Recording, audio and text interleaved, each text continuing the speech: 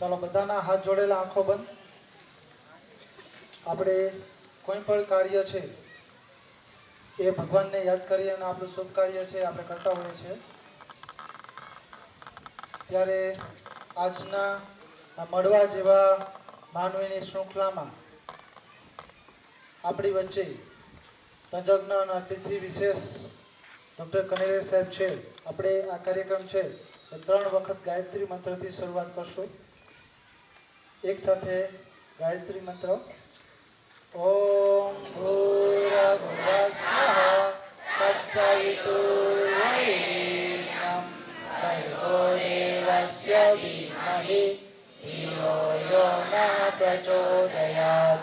ઓમ ભૂર્ભુવઃ તત્સવિતુર્વરેણ્યં ભર્ગો દેવસ્ય ધીમહિ ધિયો યો નઃ પ્રચોદયાત. ઓમ ભૂર્ભુવઃ તત્સવિતુર્વરેણ્યં ભર્ગો દેવસ્ય ધીમહિ ધિયો યો નઃ પ્રચોદયાત.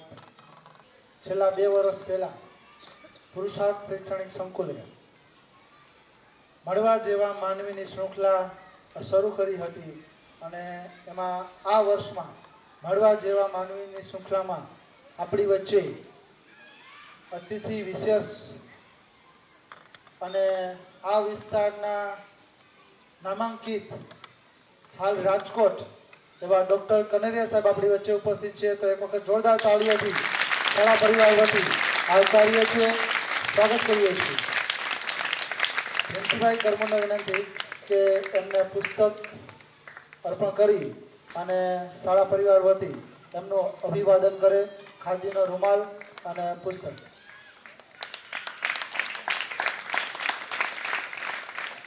આ અમારી આજની વિશેષતા છે સાહેબ કે કોઈ પણ મહેમાન આવે તો ખાદીનો રૂમાલ અને પુસ્તકથી અર્પણ કરવું.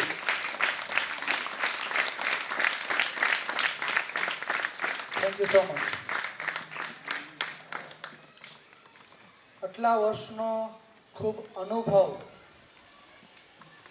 અલગ અલગ ક્ષેત્રોમાં એમનો અભ્યાસ, અલગ અલગ ક્ષેત્રમાં પોતાનો ખુદનો અનુભવ અને એમનો અભિપ્રાય અને હેલ્થ રિલેટેડ એક્સપર્ટ કહેવાય એવા ડૉક્ટર કનેરિયા સાહેબ આપણી વચ્ચે છે. આપણે એમને સાંભળવાના છે. તમને જે પણ પ્રશ્નો થાય એ પણ તમે પૂછી શકો છો અને ખૂબ જ વિદ્વાન માણસ છે. એમના વિચારોથી આપને ખ્યાલ આવશે. આપણે એમને સાંભળીએ એ પહેલાં ભીમસીભાઈને વિનંતી કરું કે મળવા જેવા માનવીની શૃંખલામાં આપણી વચ્ચે અતિથિ વિશેષ છે ત્યારે પ્રાસંગિક ઉદ્બોધન કરે ભીમસીભાઈ.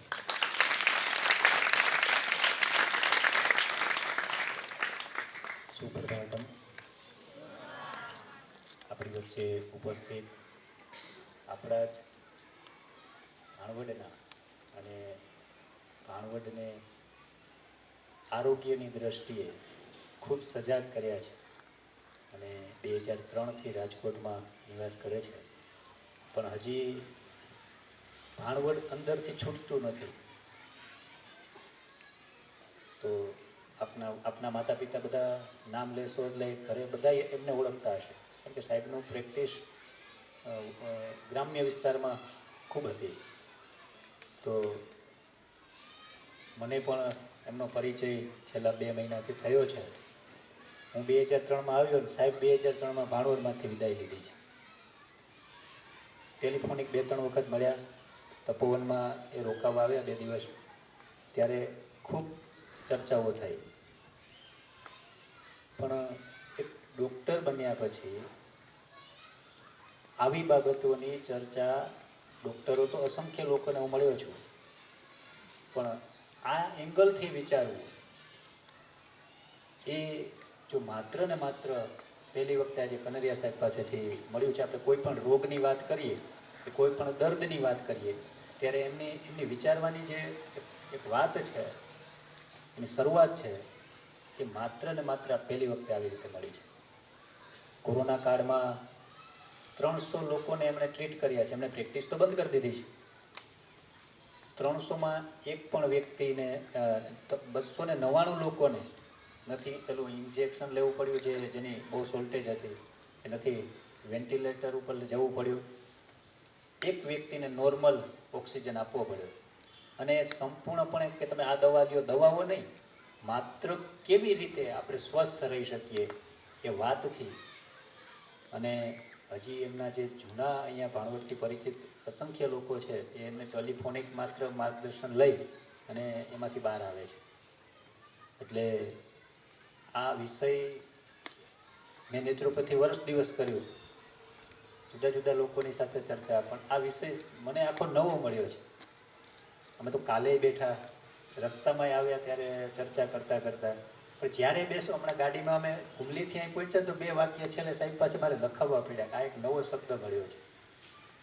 એટલે આપ સૌને ખાસ વિનંતી છે કે સાહેબને માણજો, સમજજો. એમનું વાક્ય છે ક્યારેક એમનું આ તો સમજાવવા માટે ઇંગ્લિશ શબ્દો જ, મેડિકલ લાઈન, પણ છતાં એમનો પ્રયત્ન છે કે ગુજરાતી, હિન્દી કે ઇંગ્લિશ શબ્દોમાં તમારી સામે વાત મૂકે છે, પણ એકાગ્રતા બરાબર હોવી જોઈએ. એટલે સાહેબની અનુકૂળતા હોય ત્યાં સુધી આજે એમનો જ્ઞાનનો લાભ આપણે આપે. અહીંયા બેઠેલા એ બરાબર ધ્યાન આપવાનું છે, અને કર્મચારી ભાઈઓ બહેનોએ ક્યાંય કોઈ નો ડિસ્ટર્બ. જ્યાં સુધી આપણે અહીંયા ગ્રાઉન્ડમાં બેઠા છીએ ત્યાં સુધી બરાબર ધ્યાનથી સાંભળીએ અને આજના એમના વિચારોને સમજીએ. નો એલોપેથી, નો આયુર્વેદ, માત્ર આપણે સ્વસ્થ કઈ રીતે રહી શકીએ થોડા ઘણા સિદ્ધાંતો સમજી લઈએ તો માણસ બીમાર જ નથી પડતો. તો આ ઉપર એમનું બહુ મોટું થિંકિંગ છે અને એક એક વ્યક્તિએ સમજવા જેવું છે. તમારે તો સમજવું જોઈએ, પણ હવે તમે એજ્યુકેટેડ છો ત્યારે તમારા મા બાપ સુધી આ વાત પહોંચાડવી જોઈએ કે સામાન્ય તાવ આવ્યો હોય, શરદી થઈ હોય, ઉધરસ થઈ હોય તો આપણે સીધી જ ગોળીઓ પીએ છીએ. એ ગોળીઓની ઇફેક્ટ ક્યાં છે અમે તમને માત્ર વાત કરી શકીએ, પણ સાહેબે તમે એક પેરાસિટામોલ પીવો છો ત્યારે એની અસર ક્યાં થાય છે, ફાયદો કેવી રીતે કરે છે, નુકસાની ક્યાં કરે છે. આવી નાની નાની બાબતો મિત્રો ખૂબ સમજવા જેવી છે. ગઈકાલે એક ભાઈ મારી પાસે શ્વાસની તકલીફ, દવા છે કે ફેંકી દીધી, કંઈ રાહત, પછી છેલ્લે મળજે આપણે અમને. હા, તમને પ્રશ્નો કોઈ પણ હોય એ પ્રશ્નો તમે નોંધતા જજો. તમને સાહેબની વાતમાં ન સમજાય ને એને નોંધતું જવું. કોઈને વ્યક્તિગત મળવું હોય, સાહેબ હજી અહીંયા આખો દિવસ આજે છે અને કાલ એ અહીંથી નીકળવાના છે, એટલે સાંજના પણ પૂછી શકો, ટેલિફોનિક પણ પૂછી શકશો. એટલે આ બાબતમાં બરાબર ધ્યાનથી સાંભળીએ. વધારે સમય ન લેતા તો આપણે કનૈયા સાહેબને જ વિનંતી કરીએ. એ તમારી ખૂબ ચિંતા કરે છે, ત્યાંથી એનો ખૂબ તૈયારીઓ સાથે એ શનિ રવિ આવવાના હતા, પણ મારે જવાનું થયું. મેં વાત કરી કે હું આવું છું, તો કે તો ચાલો હું તમારી સાથે જ આવી જાઉં છું. અને અત્યારે આ કોરોના કાળમાં આપણી અંદર કયા કયા વિટામિન્સની ઉણપ છે, તો એ પણ એમનો એક અભિયાન છે અને એ પણ આવતા 8-10 દિવસમાં એ અહીંયા એની ટીમ લઈને આવવાના છે. તો આ માટે આપણે ખાસ સમજીએ. અને આજનો વિષય છે એ બરાબર દરેક વિદ્યાર્થીઓ નોંધે એની નોટ્સમાં, અને જરા પણ ડિસ્ટર્બ ન થાય. જરાક એમ લાગે થાક લાગ્યો છે તો થોડુંક ઊંચા નીચું થઈને ફરી પાછા આપણે વ્યવસ્થિત તટ્ટાર બેસીએ. આપણું એન્ટેના જ્યાં સુધી સીધું ન હોય ત્યાં સુધી બરાબર ચિત્ર પકડાય નહીં. એટલે વચ્ચે આપણે એવું હોય તો થોડી વાર પછી થોડો બ્રેક રાખશું 5-7 મિનિટનો, ફરી પાછું બેસશું, પણ બરાબર ધ્યાનથી સાંભળીએ. તો આપું કનૈયા સાહેબને જય હિન્દ, જય ભારત. જય દ્વારકાધીશ.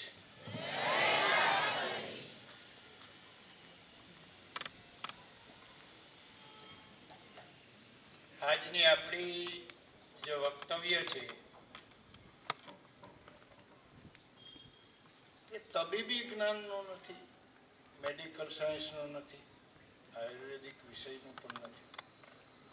આપણે બીમાર કેમ ન પડીએ, અથવા તો ઇંગ્લિશમાં બહુ મને આ વાક્ય બહુ ગમ્યું છે એટલે લગાવું છું, બોલું છું, how to maintain our vibrant health. આપણી તંદુરસ્તી કેમ જાળવવી. એ આમ તો મારો 2016થી ફ્રી વક્તવ્યો હું આપું છું. રિટાયર્ડ લાઈફમાં મારો એક સમાજ સેવાનો અભિયાન છે અને હું ભાણવડમાં પણ એક વખત આ વક્તવ્ય આપવા 2016માં આવી ચૂક્યો છું. પણ સ્કૂલની ઉંમરના બાળકો અત્યાર સુધી જે અમે આપ્યા છે એ બધા મોટા ઉંમરના વડીલોને, જેને કહેવાય કે જે કથા સાંભળવા વાળા હોય ને બધા કથા ભાગવત કથા એજમાં, એમાં મેં વક્તવ્ય આપ્યું છે. એટલે જનરલી આ પહેલી વખત એવું બન્યું છે કે young generation, totally young generation સામે મારે આ વક્તવ્ય આપવાનું થાય છે. મુદ્દો એક. બીજું, અત્યાર સુધી જે મેં આ હેલ્થ વિશેના જે વક્તવ્ય આપ્યા છે, મેં કોરોના કાળ પહેલા આપ્યા છે. સ્વાભાવિક છે, કોરોના કાળમાં તો બધું બંધ હતું. This is the first lecture, આ પહેલું લેક્ચર છે કે જો એ કોરોના કાળ પછી આપવાનું થાય છે. એટલે મારે બે સ્વાભાવિક ચેન્જ કરવા પડે. સામે મોટી ઉંમરના વ્યક્તિઓ બેઠા હોય અને એને જે વાત કરવી, અને તમારા જેવા યુવાન વિદ્યાર્થીઓ બેઠા, તો મારે થોડુંક એમાં ચેન્જ કરવું જ પડે. સ્વાભાવિક છે, બંને જનરેશનના પ્રશ્નો અલગ હોય. અને કોરોના કાળ પછી પણ આખી હેલ્થનો કન્સેપ્ટ આપણે ચેન્જ થઈ ગયો છે. એ બે ચેન્જને હિસાબે જૂનું જે મારું પ્રવચનની જે થિયરી હતી એમાં થોડો મારે માઇનોર ચેન્જ કરવો પડ્યો છે. અને કરવો સમયને સંજોગો પ્રમાણે કરવો પડે. ઓડિયન્સ ચેન્જ થઈ ગયું છે, સંજોગો ચેન્જ. એટલે ક્યાંય કદાચ સિમેટ્રી આ બધું ઝડપથી બન્યું છે. ભીમસિંહભાઈ આવ્યા અને મને કીધું કે હું હજી પૂરું નવેસરથી હોમવર્ક થોડું ના પણ કરી શકું. એટલે થોડું બધી ધીમીસિટી અથવા તો એક સૂત્રતા ન જળવાય તો હું કોશિશ કરીશ.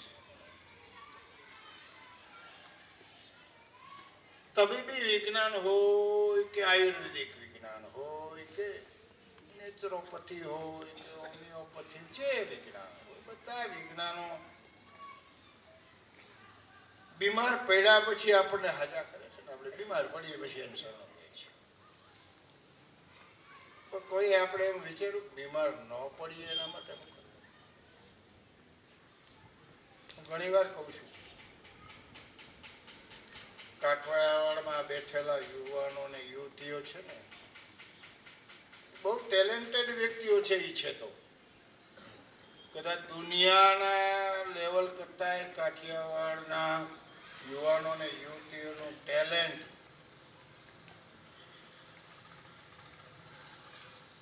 બહુ ઊંચું છે. પણ એ જ કાઠિયાવાડના યુવતો અને યુવાનો તંદુરસ્તી બાબતમાં હાવ ઠોઠ છે. આ જોયું છે, હાવ ઠોઠ. એને એકડોય ખબર નથી કે આપણે તંદુરસ્તી જાળવવી હોય તો શું કરવું. બીમાર પડ્યા પછી ક્યાં જવું તો ખબર છે. બોર્ડ માર્યા હોય ડૉક્ટર ફલાણા ફલાણા ફલાણા ટીકડા, એને ચડવા ચોકડી મારી હોય લાવ એટલે દવાખાને બીમાર પડીએ એટલે એને દવા મળે, દવા લે એટલે સાજા થઈ જાય. આવું આપણે માનીએ છીએ. દવા લે એટલે સાજા નથી થવાતું. દવા તમારી બીમારીને દબાવે છે અને અનેક નવી સમસ્યાઓ ઊભી કરે છે, જે આપણને નહીં સમજાય તાત્કાલિક. એ લાંબે ગાળે સમજાશે. યુવાનીની અનિયમિતતાઓ, એલોપેથિક દવાઓ વારંવાર લીધી હતી, એનું વરવું પરિણામ તમને નિવૃત્ત લાયફા અને વૃદ્ધાવસ્થામાં મળશે. જ્યાં સુધી એવું ન બને કે દવાઓ લેવી જ ન પડે એવું જીવન બધાને મળી જાય, માની લે. પણ કેમ ઓછી લેવી પડે રાતોશે? કેમ ઓછા પાવરવાળી લેવી પડે? કેમ ઓછા સમય સુધી લેવી પડે? એવું જીવન તો આપણે જોઈ શકીએ. બસ આજના વક્તવ્યનો મૂળ theme how to maintain our vibrant health without medicine, અથવા તો લિસ્ટ મેડિસિન, ઓછામાં ઓછી મેડિસિન, અથવા તો ઓછા પાવરની મેડિસિન. જોકે આપણે ઈચ્છીએ તો વિધાઉટ મેડિસિન શક્ય છે, તો બહુ અઘરું કાર્ય છે.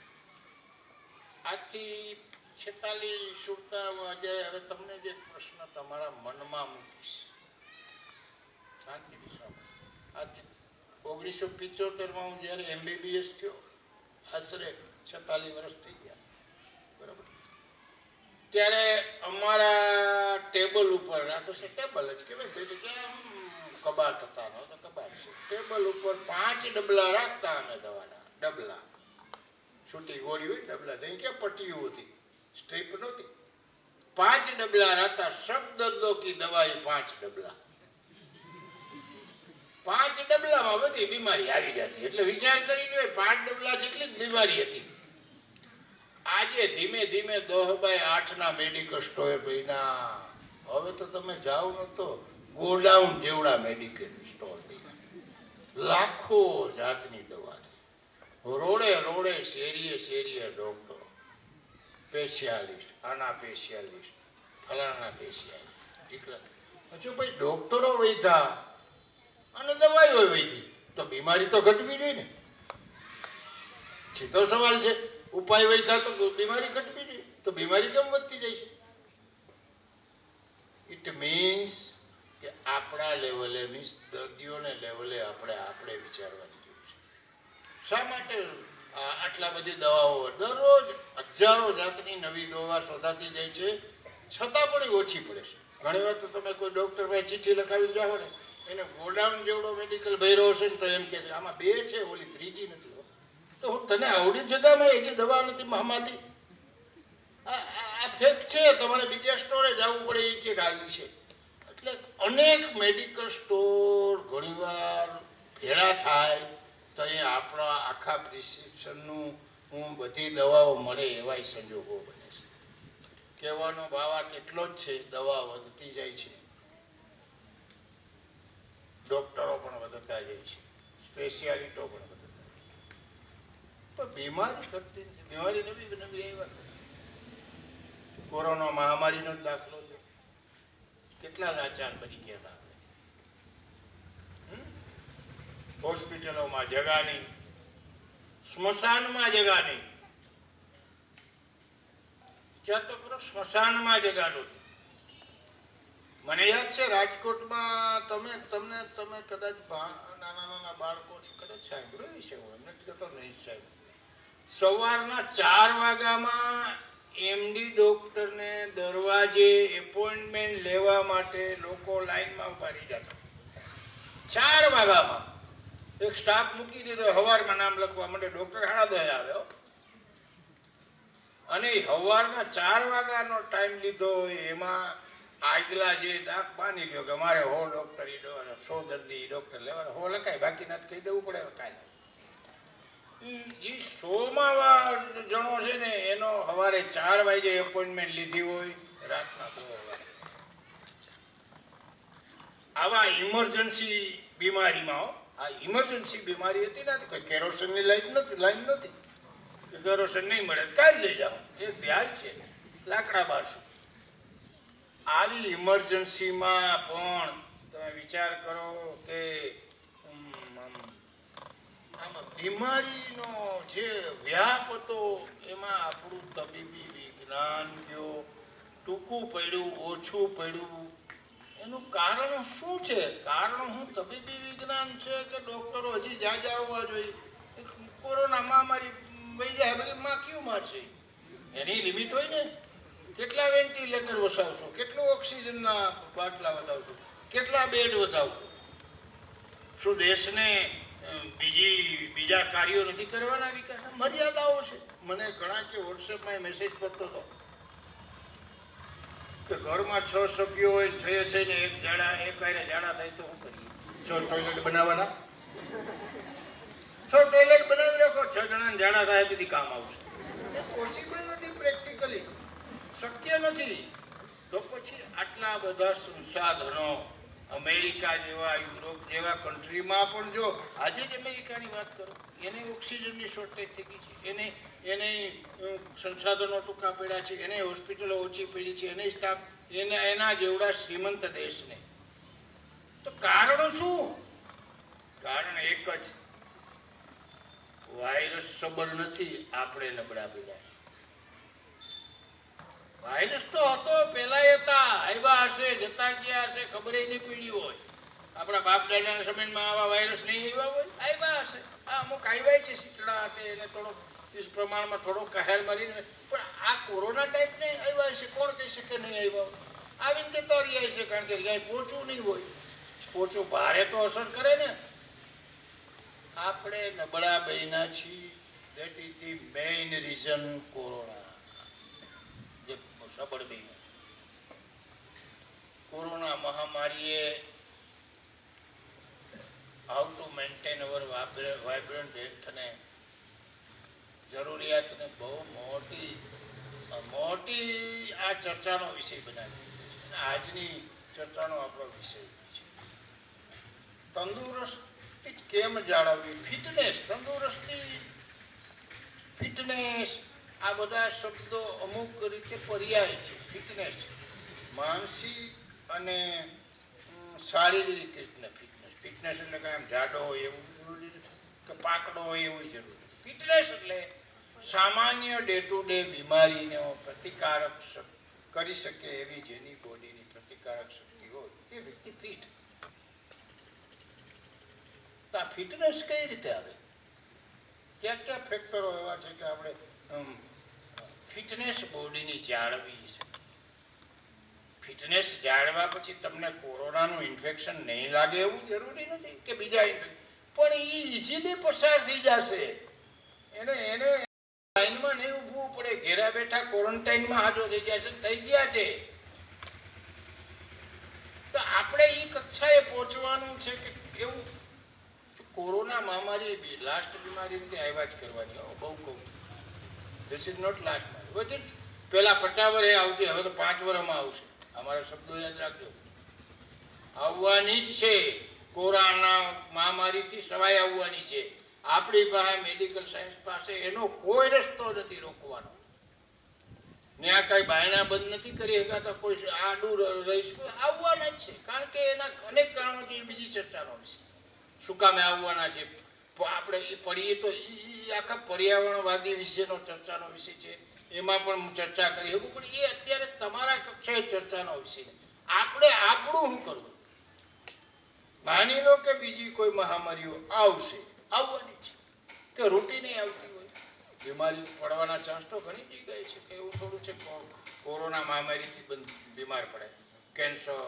ડાયાબિટીસ બીપી હાર્ટ એટેક ક્યાં બીમારીઓનો પાર છે ઢગલા છે ને બધાનો ડેથ મૃત્યુ દર આના કરતા ઊંચો છે આપણે તો કોરોનાને ભોગવવી તો એના વિશે તો આપણે વિચારતા જ નથી અને ફિટનેસ તો જે ડેવલપ કરવાની એ જ હોલ છે તમારે કોઈ પણ બીમારી ફિટનેસ એટલે ઇમ્યુનિટી આપણે આ ઇમ્યુનિટી શબ્દ છે ને કોરોના આવ્યા પછી બહુ પ્રખ્યાત થઈ ગયો ઇમ્યુનિટી ક્યાંય છાપામાં વાંચો લોકો ચોરે ચોટે ઇમ્યુનિટી ગામડાનો માણે કે ઇમ્યુનિટી તો આપણે પૂછીને ઇમ્યુનિટી એટલે કેમ વધારે તો એ ખબર ઇમ્યુનિટી શબ્દ એટલો વ્યાપક થઈ ગયો પણ એ ઇમ્યુનિટી કેમ વધારવી એના વિશે કહેનાર કોણ કોઈ નથી ડોક્ટરો પાસે જાઓ એટલે દવા લખી દે પછી તું આમ કરતો તારી ઇમ્યુનિટી વધે તેમ કરતો ક્યાં કોઈ ડોક્ટર પાસે ટાઈમ નથી અને આપણી માનસિકતા ક્યાં છે આપણે પૂર આવે તે પાર બાંધવા દોડી છે આ બધું તો પૂર આવ્યા પહેલા કરવું પડે ને કે આપણે બીમાર પડીએ પહેલા આપણે કરવાનું છે કે મારે બીમાર ન પડવું હોય તો શું કરવું ધીસ ઇઝ ધ થિંગ આ પ્રકારની જે આજનો વત્યોનો આપણો હેતુ છે એ લઈને આપણે આગળ વધશું પહેલી વાત ફિટનેસ ઇમ્યુનિટી રોગ પ્રતિકારક શક્તિ છે કયો એ તમારા લેવલ અમારા લેવલે કદાચ એનું સેપરેશન હોઈ શકે થોડું તમારે લેવલે એક જ યાદ રાખવું કે આપણે શરીર કેવું બનાવીએ કે જેથી કરીને હાલતા ચાલતા આપણે રોગનો ભોગ ન બને અને કદાચ એક્સિડેન્ટલી રોગનો ભોગ બની જાય તો મિનિમમ દવાથી આપણે સાજા અથવા નો દવાથી મિનિમમ દવાથી ઓછા પાવરની દવાથી હોસ્પિટલમાં ગયા વગર વેન્ટિલેટર ઉપર મૂક્યા વગર કે રેમડેસિવિર લીધા વગર કેમ હાજા થઈ ગયા તો એક એક્ઝામ્પલ દઉં છું એવો હશે ને કંઈક આજનો વિષય આપણા એના વિશે હવે જનરલી ફિટનેસ ઇમ્યુનિટી રોગ પ્રતિકારક શક્તિ આપણે 3 ફેક્ટરથી મેન્ટેન છે, 3 પાસા જીવનમાં આપણે. જો હું કઈ નવું નથી કહેતો, આ તો પરંપરાગત છે, તમને ખાલી રિમાઇન્ડર કરું. એ ઉખેડું છું, ભૂલાઈ ગયા છે ને આપણે ભૂલાઈ ગયા છે આ બધું. બાકી તો બધું જૂનું છે, હું કઈ નવું નથી ગોતી આવ્યું. સૌથી પહેલું આવશે ત્રણેયનો ભાવ ઉપર લો તો ભ્રમણ, એટલે આ ભ્રમણ, ભોજન અને ભજન. 3 ભાવ ઉપર આખી આપણી ઇમ્યુનિટી ગયો, રોગ પ્રતિકારક શક્તિ ગયો.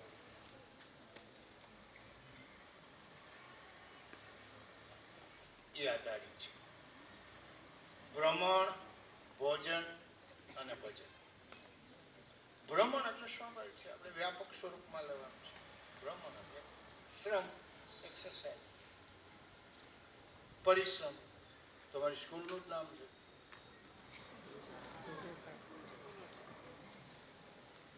શરીરની ઇમ્યુનિટી વધારવી હોય, રોગ પ્રતિકારક શક્તિ વધારવી હોય તો શારીરિક શ્રમ ઇઝ ધી ફર્સ્ટ રિક્વાયરમેન્ટ. તમારું બેઠાડું જીવન તમારી રોગ પ્રતિકારક શક્તિને ઘટાડે છે. આજ નહીં તો કાલ. ખુરશીઓ આવી, સોફા આવ્યા, કેને ન ગમે ખુરશી સોફા? બહુ ગમે મને બેઠું રહેવાનું. મોબાઈલ કેને ન ગમે? આપણે આપણા શ્રમ ભૂલી ગયા છે. આપણે બાપ દાદા ઓછા બીમાર પડતા તો સામાન્ય, હું જે કહું છું એ સામાન્ય દવાથી આધારે 5 ડબલામાંથી આધારે શ્રમ હતો.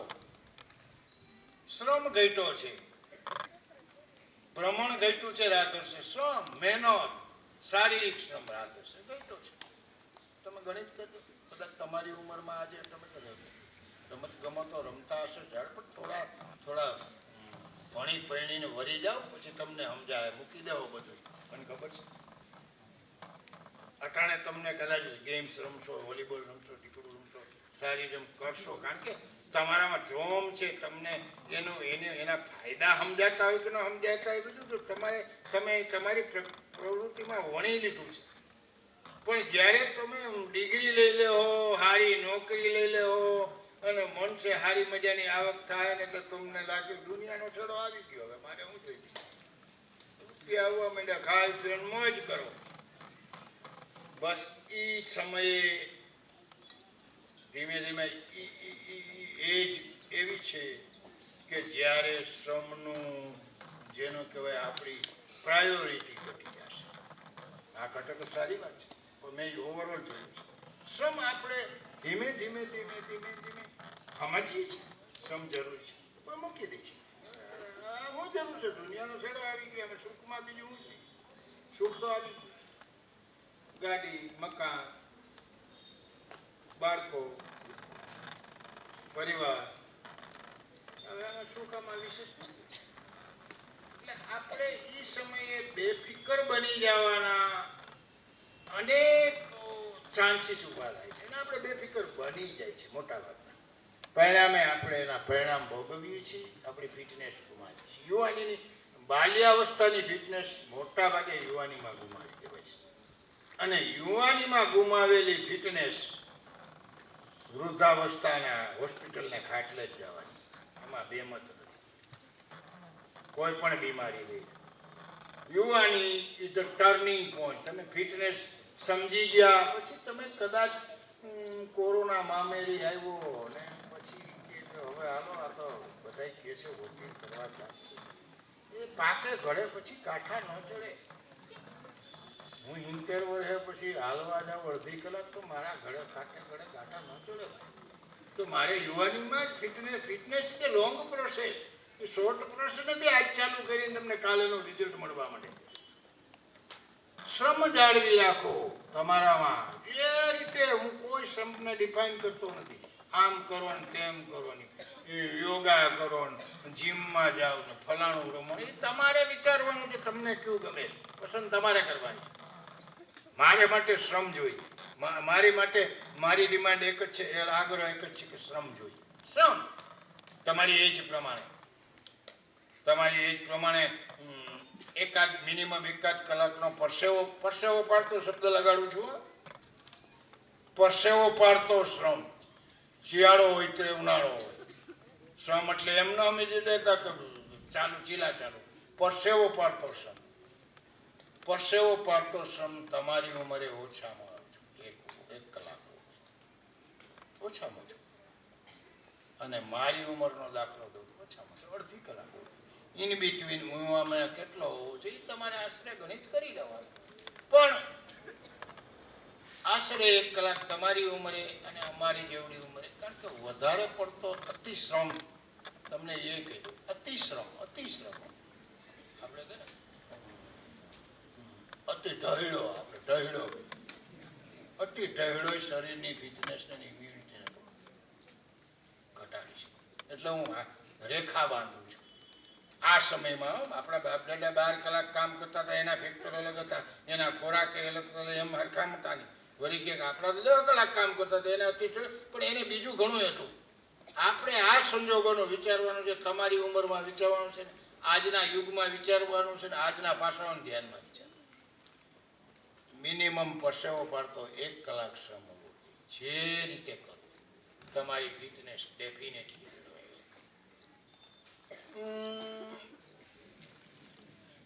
શ્રમ અનેક રીતે થઈ શકે, એમાં હું પડતો નથી. યોગાથી થાય, રૂટીન સ્કૂલની કસરતોથી થાય, પણ ધીમે ધીમે એ શ્રમ વજન ઉચકીને કરેલો એનો એરોબિક એક્સરસાઇઝ લઈ જાઓ તો વધુ સારું. That will more help. શરૂઆતમાં માની લો આજે તમે હળવી કસરત કરી તો એને આપણે વજન ઉચકાવ કરીએ, ડમ્બેલ ને ઉચકે ને કે આમ કરે, બીજા જ્યાં શરીરનું વજન એ અવયવ શરીરના અવયવ ઉપર જુદા જુદા આવે એવી કસરત ધીમે ધીમે સ્ટેપ બાય સ્ટેપ. શ્રમથી અનેક બોડીના એવા હોર્મોન પેદા થાય. આપણું શરીર હોર્મોનને કેમિકલથી થાય છે. કોઈ એમ ના સમજે કે રામભરોમાં આવે, રામભરો શરીર બધી સિસ્ટમ છે. જેમ એક લેપટોપમાં કોમ્પ્યુટરમાં સિસ્ટમ છે, ઈશ્વરે આપણામાં સિસ્ટમ ફિટ કરેલી છે, એને સમજવી જ પડશે. શ્રમથી આપણા શરીરમાં મૂડ એલિવેટર હોર્મોન પેદા થાય છે. મૂડ એલિવેટર હોર્મોન, આપણે મૂડ એલિવેટર એવું તો સમજો ને તમે ઇંગ્લિશમાં, જે આપણા મૂડમાં વધારો કરે. એલિવેટર એટલે વધારો, મૂડને પ્રોત્સાહિત કરે, ઉત્સાહ વધારે, આપણા હેપીનેસ વધારે. એ સિરોટેનિન અને ડોપામાઇન, જસ્ટ નામ લેવા ખાતર લઉં છું, આવું તમારે યાદ રાખો. આ 2 હોર્મોનનું લેવલ શરીરમાં ઊંચું જાય. ધેટ મીન્સ તમને ફિલિંગ ઓફ વેલબિંગ લાગે. ફિલિંગ ઓફ વેલબિંગ અમુક શબ્દોમાં ગુજરાતી કરવું મારા માટે અઘરું છે, એટલે છતાંય કોશિશ કરીશ. તમને એવી મને મજા આવે છે એવી ફિલિંગ થશે એક્સરસાઇઝ આપતો. બીજું, પરસેવો પાડતી એક્સરસાઇઝ પાછળનો હેતુ એ છે કે પરસેવો યુરિન અને ટોયલેટ પછી શરીરના ઝેરી પદાર્થો બહાર કાઢવાનો. થર્ડ, પરસેવામાં અનેક શરીરના ઝેરી પદાર્થો બહાર. પરસેવો પાડતો એટલે લિમિટ બાંધી પરસેવો પાડતો. જ્યારે તમે માર કરજો બેઠા, આજે ડિપ્રેશનના કેસ બહુ વધતા છે, બાળકોથી માંડીને વર્લ્ડ લેવલે એટલે કે હતાશા, માનસિક હતાશાના કેસ વધતા જાય છે. જબરજસ્ત મોટો તબીબી તજજ્ઞો માટે આજે ચિંતાનો વિષય છે કે આટલું બધું ડિપ્રેશન. એ તો ખાય છે ને, ખાય છે માણસ. ડિપ્રેશનમાં ગયેલો માણસ અને પછી એને માટે ડિપ્રેશનમાંથી બહાર નીકળવું બહુ મુશ્કેલ બની જાય છે ને. દવાઓને સહારે જાય છે ને. મનોવૈજ્ઞાનિક માનસિક રોગોના ડોક્ટરો કેટલા વધતા જાય છે. અને યાદ રાખજો ફરીથી એક વાર, કેન્સર પછી માનસિક રોગની એકમાત્ર દવા એવી છે કે એની ભયંકર આડઅસરો છે. કેન્સરની ખરી, બીજા નંબરે માનસિક ડિપ્રેશન. અને જ્યારે તમે તમારી રીતે મેનેજ નહીં કરી શકો ડિપ્રેશન, ત્યારે તમે ડોક્ટરોને સહારે જ જવાના. ક્યાં જાય? તમે નહીં જાઓ, પરિવારવાળા લઈ જાય, હગાવાલા લઈ જાય. હાલ હવે આમ સુનમુન હું બેઠો છું બતાવ્યા. This is the reason. Ultimately તમે આપણે એવા વિષ સાયકલમાં ફસાશું શ્રમને અભાવે કે અલ્ટિમેટલી આપણે ન છૂટકે એવી દવાઓને સહારે જવું પડશે જેની આ શરીરમાં ભયંકર આકર્ષણ છે. શ્રમ તે મેં કીધું મૂડ એલિવેટર જે હોર્મોન વધે છે એટલે વ્યક્તિને ડિપ્રેશનમાં જતા રોકે છે, મનોબળ વધે છે, આત્મવિશ્વાસ. તમે માર્ક કરતો જબરજસ્ત આત્મવિશ્વાસ વધે છે. કદાચ બેઠાડું જીવનવાળા એ ડિફરન્સ, તમે તો બધા બાળકો છો, ખેલકૂદ કરતા હશો એટલે તમને એ ડિફરન્સ નહીં સમજાય. પણ જે યંગ જનરેશન છે જે દરરોજ ફક્ત ખુરશી ઉપર બેઠો રહીએ છે, કે થોડા દિવસ તમે એક્સરસાઇઝ પરસેવો પાર્ટી કરી જુઓ, તમને થોડા દિવસમાં જ માઇન્ડ ચાર્જ લાગશે, આત્મવિશ્વાસ વધતો જશે, તમારી એકાગ્રતા વધતી જશે. કેવડા મોટા ફાયદા છે શ્રમના.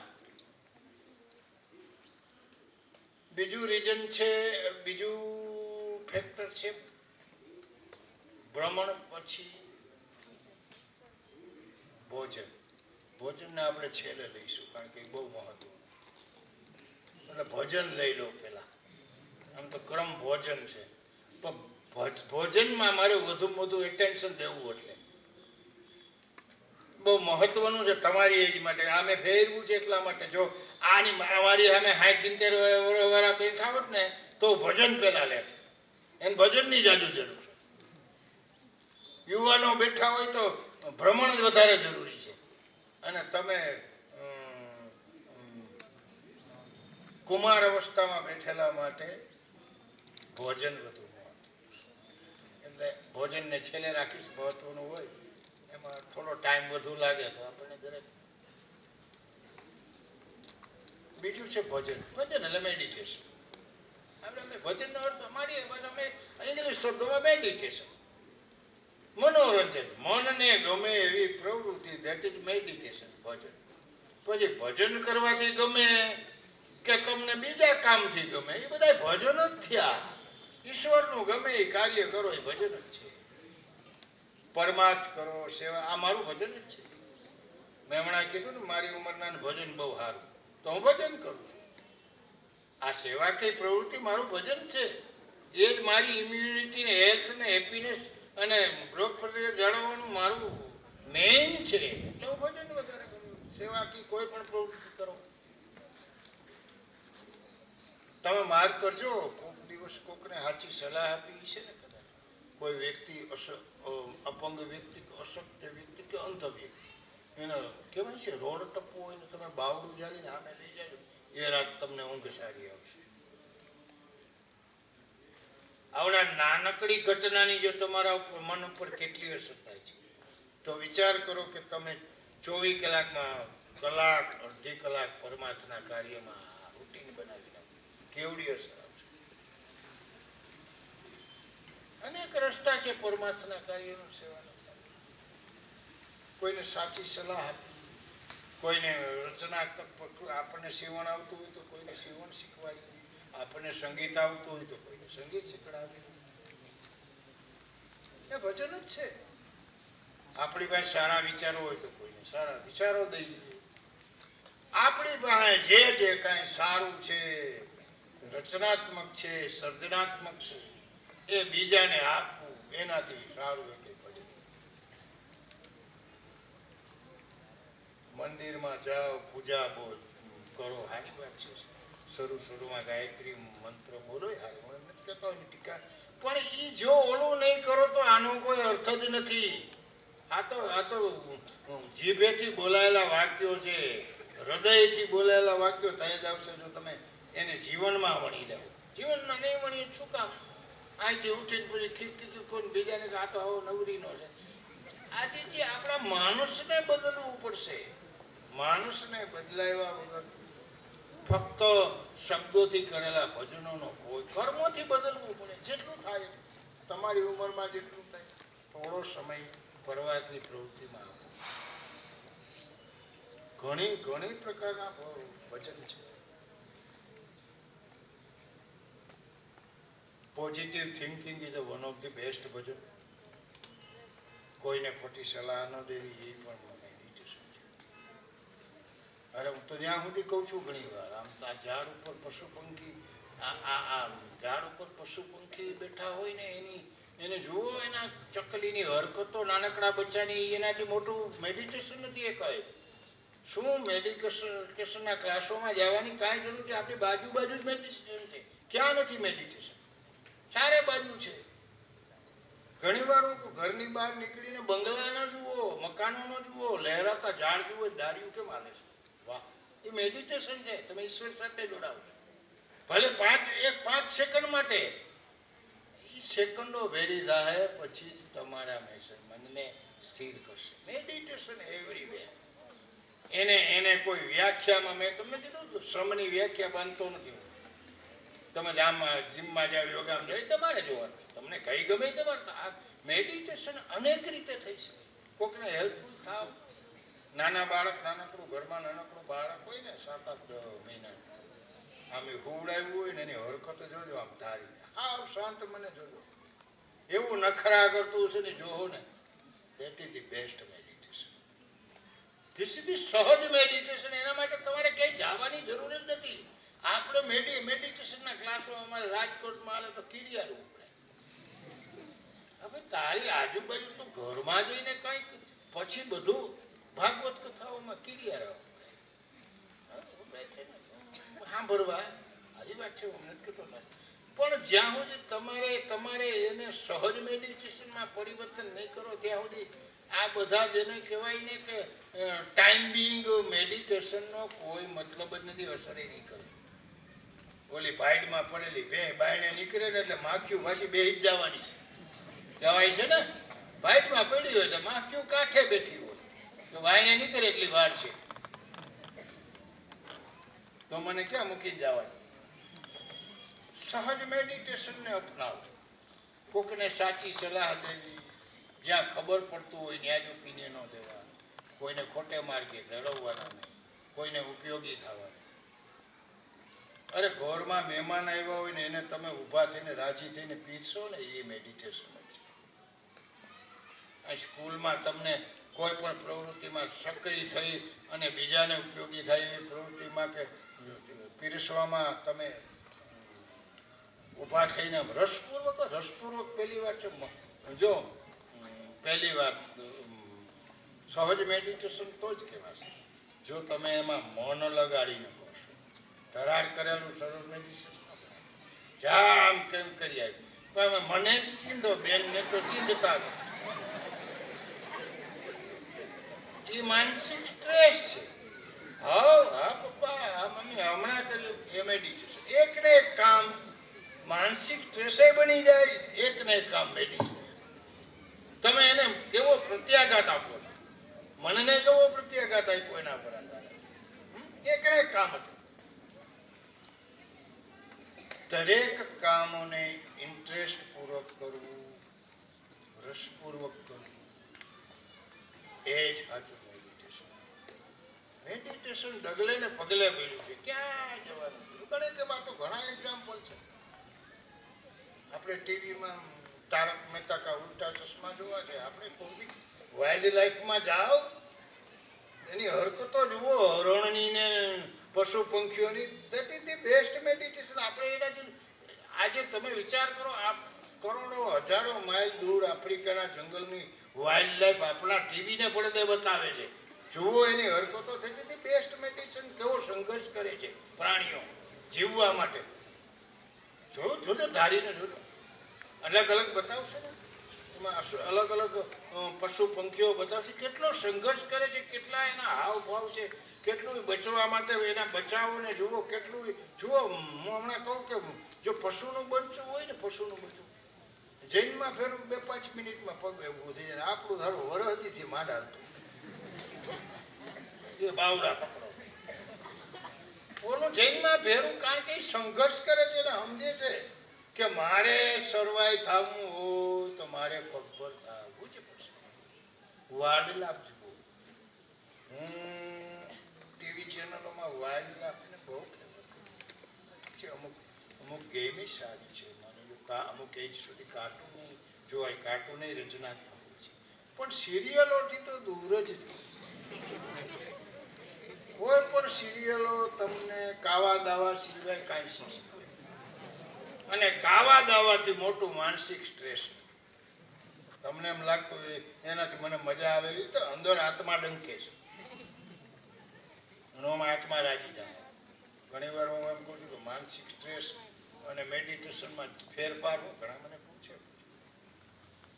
જે કામ કરવાથી તમારો આત્મા રાજી થાય ને એ મેડિટેશન, અને જે કામ કરવાથી તમારો આત્મા ડંકે ને શાંત એ માનસિક સ્ટ્રેસ. કાંઈ ભલે બધા આમાં કાંઈ ડેફિનેશન જેમાં તમને આત્મામાં એમ થયું હા મજા આવી છે, આ કામ કરવાથી ખરેખર મનને શાંતિ, મન અને આત્મા, મનના ઊંડાણને અમે આત્મા જે એક પ્રકારનું મન છે આત્મા. આત્માને મજા આવે એવું કાર્ય મેડિટેશન. એ જ કાર્ય હમણાં મેં દાખલો દીધો ને, મમ્મી પપ્પા ચીંધે ને રાજી થઈને કરો તો મેડિટેશન, છણકો કરીને કરો તો એ માનસિક મને ચીંધ્યા એના જેવું એક કાર્ય અલગ બની જાય છે. જીવનની અંદર જે કામ કરવું એ ગમાડીને કરવું, અણગમાથી કરવું હોય ના કરવું, એવું બધું કે રાખવું. ધીમે ધીમે ગમાડીને કરશો એટલે એક સમય એવો આવશે કે તમને દરેક કામ ગમાડી કરવાની જ ટેવ, કોઈ પણ ટેવ તરત તો પડતી નથી, સ્વભાવ છે. ધીમે ધીમે ભજન, સંગીત, આનું મોટું મહત્વ છે. સંગીત આપણા માઇન્ડ ઉપર મોટી અસર છે. સારું મનગમતું કર્ણપ્રિય છે. અને હું તો સલાહ દઈશ, આ તમારા બધા અહીંથી ઘરે જશો, ઘરની અંદર કે સ્કૂલમાં તો હશે જ, સ્કૂલનું તો મને ખબર. સવારમાં આપણે ઉઠીએ, પરિવારને ઉઠવાનો ટાઈમ હોય, કદાચ એકાદો જુવાનીઓ મોડો ઉઠતો હોય જેને હોવા દેવો હોય, આપણા હાથમાં નથી. એવાય હોય તો મોટા ભાગનો પરિવાર ઉઠી જતો હોય એટલે આપણા ઘરમાં મોબાઈલ આવી ગયા, બ્લુટૂથ હવે તો અવેલેબલ છે. ઘરના ડાઇનિંગ ટેબલ ઉપર વચ્ચે સરસ મજાનો મોબાઈલમાં આપણને મનગમતા શ્રીનાથજીને માનતા હોય એ જેમાં માનતા હોય પણ ઈશ્વરને જોડતા બધું ઈશ્વર આરે જોડાવવું જરૂરી છે. પછી હિન્દી ફિલ્મના પિક્ચર હવારમાં ન આપણો એમ ખરાબ એનાથી કોઈ અવલી થાય એવું મારે કહે જૂના હિન્દી પિક્ચરના ક્યારેક એ પણ હવારમાં તો આપણા ઈષ્ટદેવને લગતા ભજનો હોય, બધાના ઈષ્ટદેવ અલગ બધાની કર્ણપ્રિય છે. મોબાઈલને બ્લુટૂથ હારે જાડી ડાઇનિંગ ટેબલ ઉપર ધીમા અવાજે મૂકી દેવાનું, આખું ઘર તૈયાર થતું હશે, નાવા જાય, ટોયલેટ જાય, નાસ્તો કરી, ચા પાણી, એનો ઓછામાં ઓછો પોણી કલાક 1 કલાકનો સમય તો હોય ને, આશરે જાય ને પરિવારમાં જતો જ હોય, કોઈ ધંધે જતા હોય, કોઈ સ્કૂલે જતા હોય, કોઈ જે તૈયાર થતા હોય, મમ્મી રસોઈ બનાવતી જેવું 1 કલાક આશરે જે આપણો ટાઈમ છે ને આપણા ઘરની અંદર કર્ણપ્રિય ધીમા અવાજે એકદમ મધુર અવાજે આપણને બધાને ગમતા એવા સંગીત શરૂ કરી દેવા. તેવી જ જુઓ એનો પ્રભાવ, તમને લાંબે ગાળે એનો બહુ મોટો પ્રભાવ જોવા મળશે. કારણ કે એના પોઝિટિવ વેવ તમે એમ લાગે એમાં પછી આપણું ધ્યાન લેવાની જરૂર નથી. ધ્યાન ઉપરવાળો રાખશે, આપેલું અસર કરશે. આપણે બધું કામ કરતા હોય તો એ કેવી રીતે સંભળાશે? આપણે કાનને સાંભળવાની જરૂર નથી, આપણું અનકોન્શિયસ માઇન્ડ સાંભળતું જ હશે. એની પોઝિટિવ અસરો આવશે જ. તમારા સ્કૂલના કમ્પાઉન્ડમાં વગાડો કે તમારા ઘરમાં વગાડો, સવારનો નિત્યક્રમ અડધી કલાક, 5 કલાક, જે આખા ઘરે પોઝિટિવ જે વેવ છે. જો એક વસ્તુ કહું, આખા પરિવારમાં તમે જે રહેતા હો, આ પરિવાર છે, આમાં આખા પરિવારની કે આખા સમૂહની પોઝિટિવિટી જરૂરી છે. એકની નેગેટિવ વેવ છૂટતા હોય ને તે બાજુવાળાને બગાડે. આપણે આગળ એનામાં વળી અસર આવે. પરિવારમાં એક જણો નકારાત્મક હોય ને આખા ઘરને નકારાત્મક બને. એક જણો પોઝિટિવ હોય તો આખા ઘરને પોઝિટિવ નહીં બનાવી શકો. એક નેગેટિવ હશે તો આખા ઘરને નેગેટિવ બનાવી છે શોર્ટ ટાઈમમાં. હું નહીં બનાવી મીન્સ લાંબો ટાઈમ લાગશે. બાકી એક વ્યક્તિ નેગેટિવ ઘરમાં હશે, આખા ઘરને નેગેટિવ બનાવી દેશે. એક એટલે પોઝિટિવ પરિવારને ગ્રુપમાં પોઝિટિવ લાવવું જરૂરી છે. એમાં એકાદો વ્યક્તિ પણ નેગેટિવ હશે તો એને ઈઝી છે ને એક વ્યક્તિને પછી પોઝિટિવ કરવું. ઘરની અંદર સંગીત એ બહુ મોટું માધ્યમ છે. કર્ણપ્રિય સંગીત ફરીથી બોલું છું. અને અને અને અને ધીમા અવાજ. પછી ઓલા લગ્નના ડીજે વાગતા હોય ને એ કર્ણપ્રિયનું કહેવાય, એ ત્રાસ કહેવાય. આપણે કે એ સંગીત છે પણ એ સ્ટ્રેસ કરે આપણે. એ માનસિક સ્ટ્રેસ સિવાય કાંઈ નથી કરતું.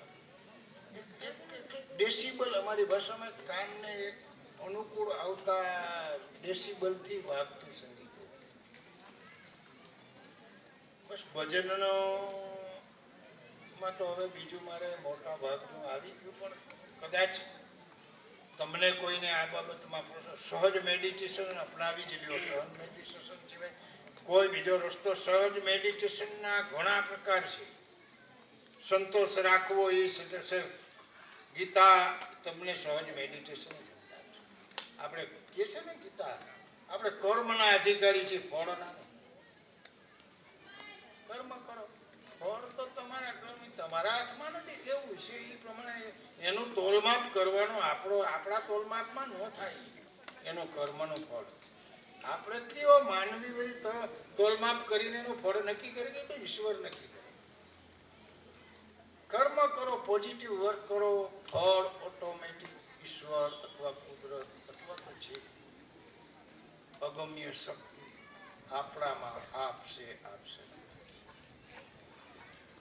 જનરલી ભ્રમણ અને ભોજનની બે આપણે વાત પૂરી થઈ ગઈ. હવે આપણો મોટો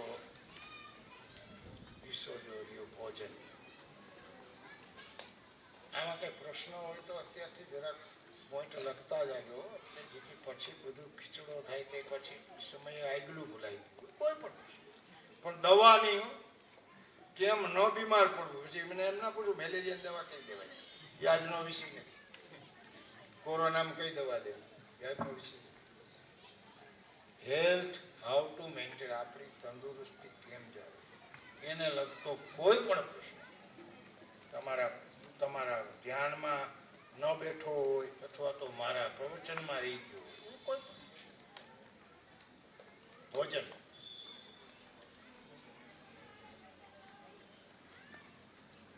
ભજન, ભ્રમણ, ભજન પછી આપણે ભોજન લઈએ છીએ. આમ તો ભોજન છેલ્લું. ભ્રમણ ને ભોજન ન કરો ને ત્યાં સુધી ભોજન તો બીમારી પેદા કરે. આપણે જોઈ છે ને કે આપણે સંતો સાધુઓ ભ્રમણ કરતા, ભોજન કરતા. ભોજન તો થોડું કરતા. ભોજન કેવો હતો એનો લિમિટેડ હતો.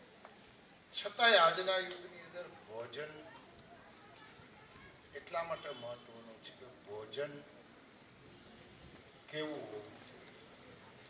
તમારા ભણવામાં આવ્યું છે સંતુલિત આહાર આવ્યું છે, આવે છે સંતુલિત આહાર, સમતોલ આહાર. સમતોલ આહારમાં શું હોય? કદાચ કોઈ એકાદો વિદ્યાર્થીમાંથી જાણતા હો તો કહેવાનો છે સમતોલ આહાર.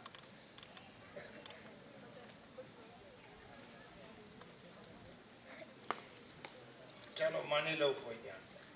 સમતોલ આહાર આપણા શરીરની જરૂરિયાત ક્યાં તત્વો છે? પ્રોટીન. સૌથી પહેલું બોલી પ્રોટીન તો સમજાય છે ને.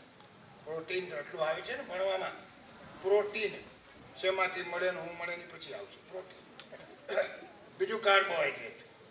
ગુજરાતીમાં શું કે કાર્બોદિત પદાર્થો એવું કે ને, શું કે અથવા શુગર. કાંઈ શુગર એટલે ખાંડ નહીં, શુગર એટલે પ્રોટીન, કાર્બોહાઈડ્રેટ અને ફેટ, ચરબી. આ ત્રણ માંથી આપણને કેલેરી મળે છે. કેલેરી એટલે એનર્જી. બરાબર? પેટ્રોલમાંથી કેલેરી મળે, ડીઝલમાંથી કેલેરી મળે, કોલસામાંથી કેલેરી મળે, વીજળીમાંથી કેલેરી મળે. એ ક્ષેત્રમાં આપણા શરીરમાં ત્રણ વસ્તુથી કેલેરી મળે. જેને એનર્જી. આપણું શરીર આ ત્રણ વસ્તુમાંથી એનર્જી કરે: પ્રોટીન, કાર્બોહાઈડ્રેટ અને ફેટ. 1 ગ્રામ પ્રોટીનમાં 4 કેલેરી હોય, 1 ગ્રામ કાર્બોહાઈડ્રેટમાં 4 કેલેરી હોય, પણ 1 ગ્રામ ચરબીમાં 9 કેલેરી હોય. આ જરીક માર્ક કરી, ઓલમોસ્ટ ડબલ થઈ બધું. આ જે એનર્જી મીન્સ એનર્જી ગિવિંગ આ 3 તત્વો ઉપરાંત શરીરમાં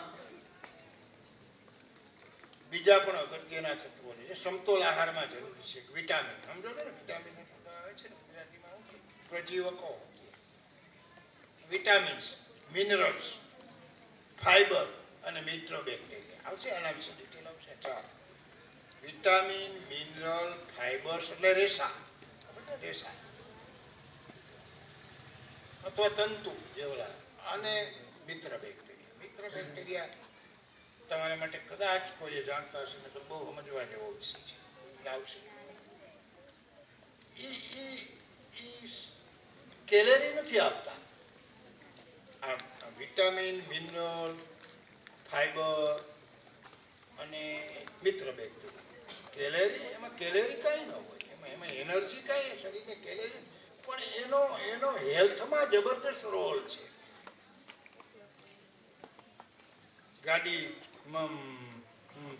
ગાડી શેના, કાર શેનાથી હાલે?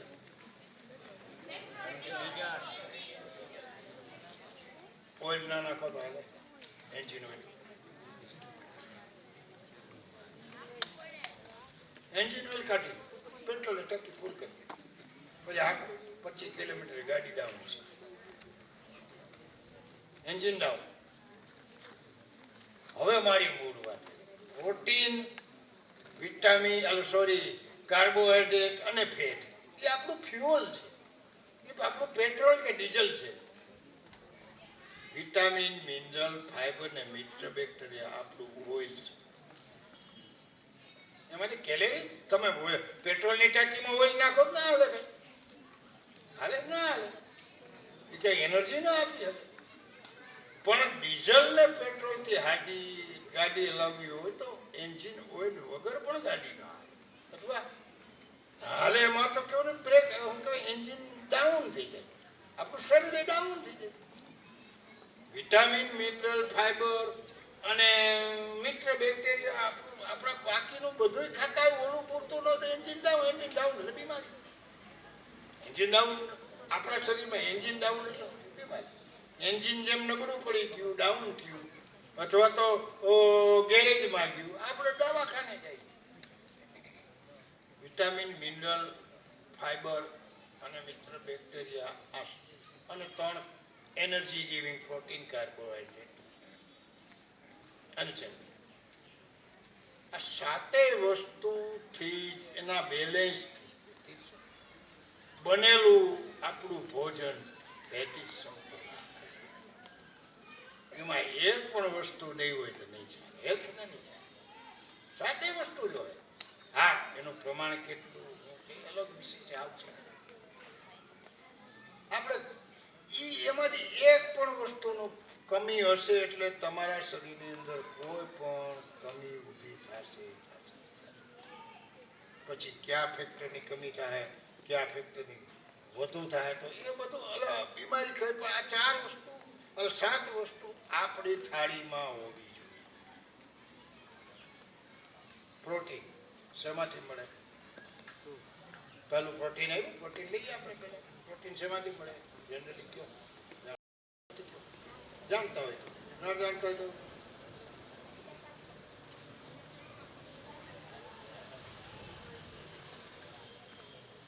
પ્રોટીન આપણને મળે છે દાળ, કઠોળ, ડ્રાય અને તેલીબિયા.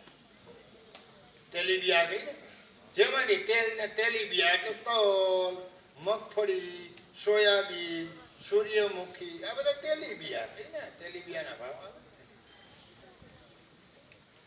દાળ, કઠોળ, અનાજ, તેલીબિયા અને ડ્રાયફ્રૂટ. મુખ્યત્વે આ સોર્સ છે આપણા વેજીટેરિયનમાં. દૂધ તો ખરું ભૂલાઈ ગયું છે. અને નોન વેજીટેરિયન માટે સમજીએ છીએ કે માંસ, ઈંડા, આપણે એ વસ્તુ તમને જણાવવા પડતી એને એમાંથી પણ મળે. માંસ, ઈંડા.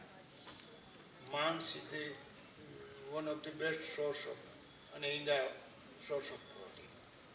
એના આગળ આપણે એના વિકલ્પમાં હું આવશે એટલે એવું નથી કે માંસ ને ઈંડા ખાય તો પ્રોટીન. બીજા વિકલ્પો આપણા માટે પણ આપ્યા છે ઈશ્વર. એટલે એમાંથી હલબલવું નહીં. આ બધું ખાવો તો ઓલું નહીં ખાવું. એટલે આપણા મેનુની અંદર દરરોજ અથવા તો અઠવાડિયાના 6 દિવસ કાં તો દાળ ને કાં તો કઠોળ. રોટલી તો આપણે ખાતા જ નહીં. 1 કે 2 રોટલીમાં તો જે બેઝિકલી પ્રોટીન જે છે એટલું તો મળી જ જતું હોય. ઘઉંમાં, બાજરામાં, જે પ્રકારનું. પણ એ અનાજ પૂરતું પ્રોટીન આપણા વેજીટેરિયન માટે સફિશિયન્ટ નથી. એ બહુ એ જે પૂરતા માટે દાળ અથવા કઠોળ અથવા તેલીબિયાં આ બધું અથવા ડ્રાય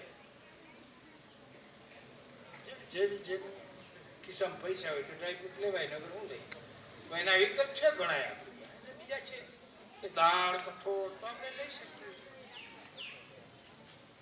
પ્રોટીન આપણો બિલ્ડિંગ બ્લોક છે. બિલ્ડિંગ બ્લોક એટલે આ મકાન બનાવવું તો પથ્થર કે ઈંટ વગર બને? મજબૂત મકાન બનાવવું હોય તો ઈંટ અને પથ્થરની પસંદગી સારા પહેલી કરવી પડે. Protein is the building block of our body. Building block. બાકીનું બધું પછી.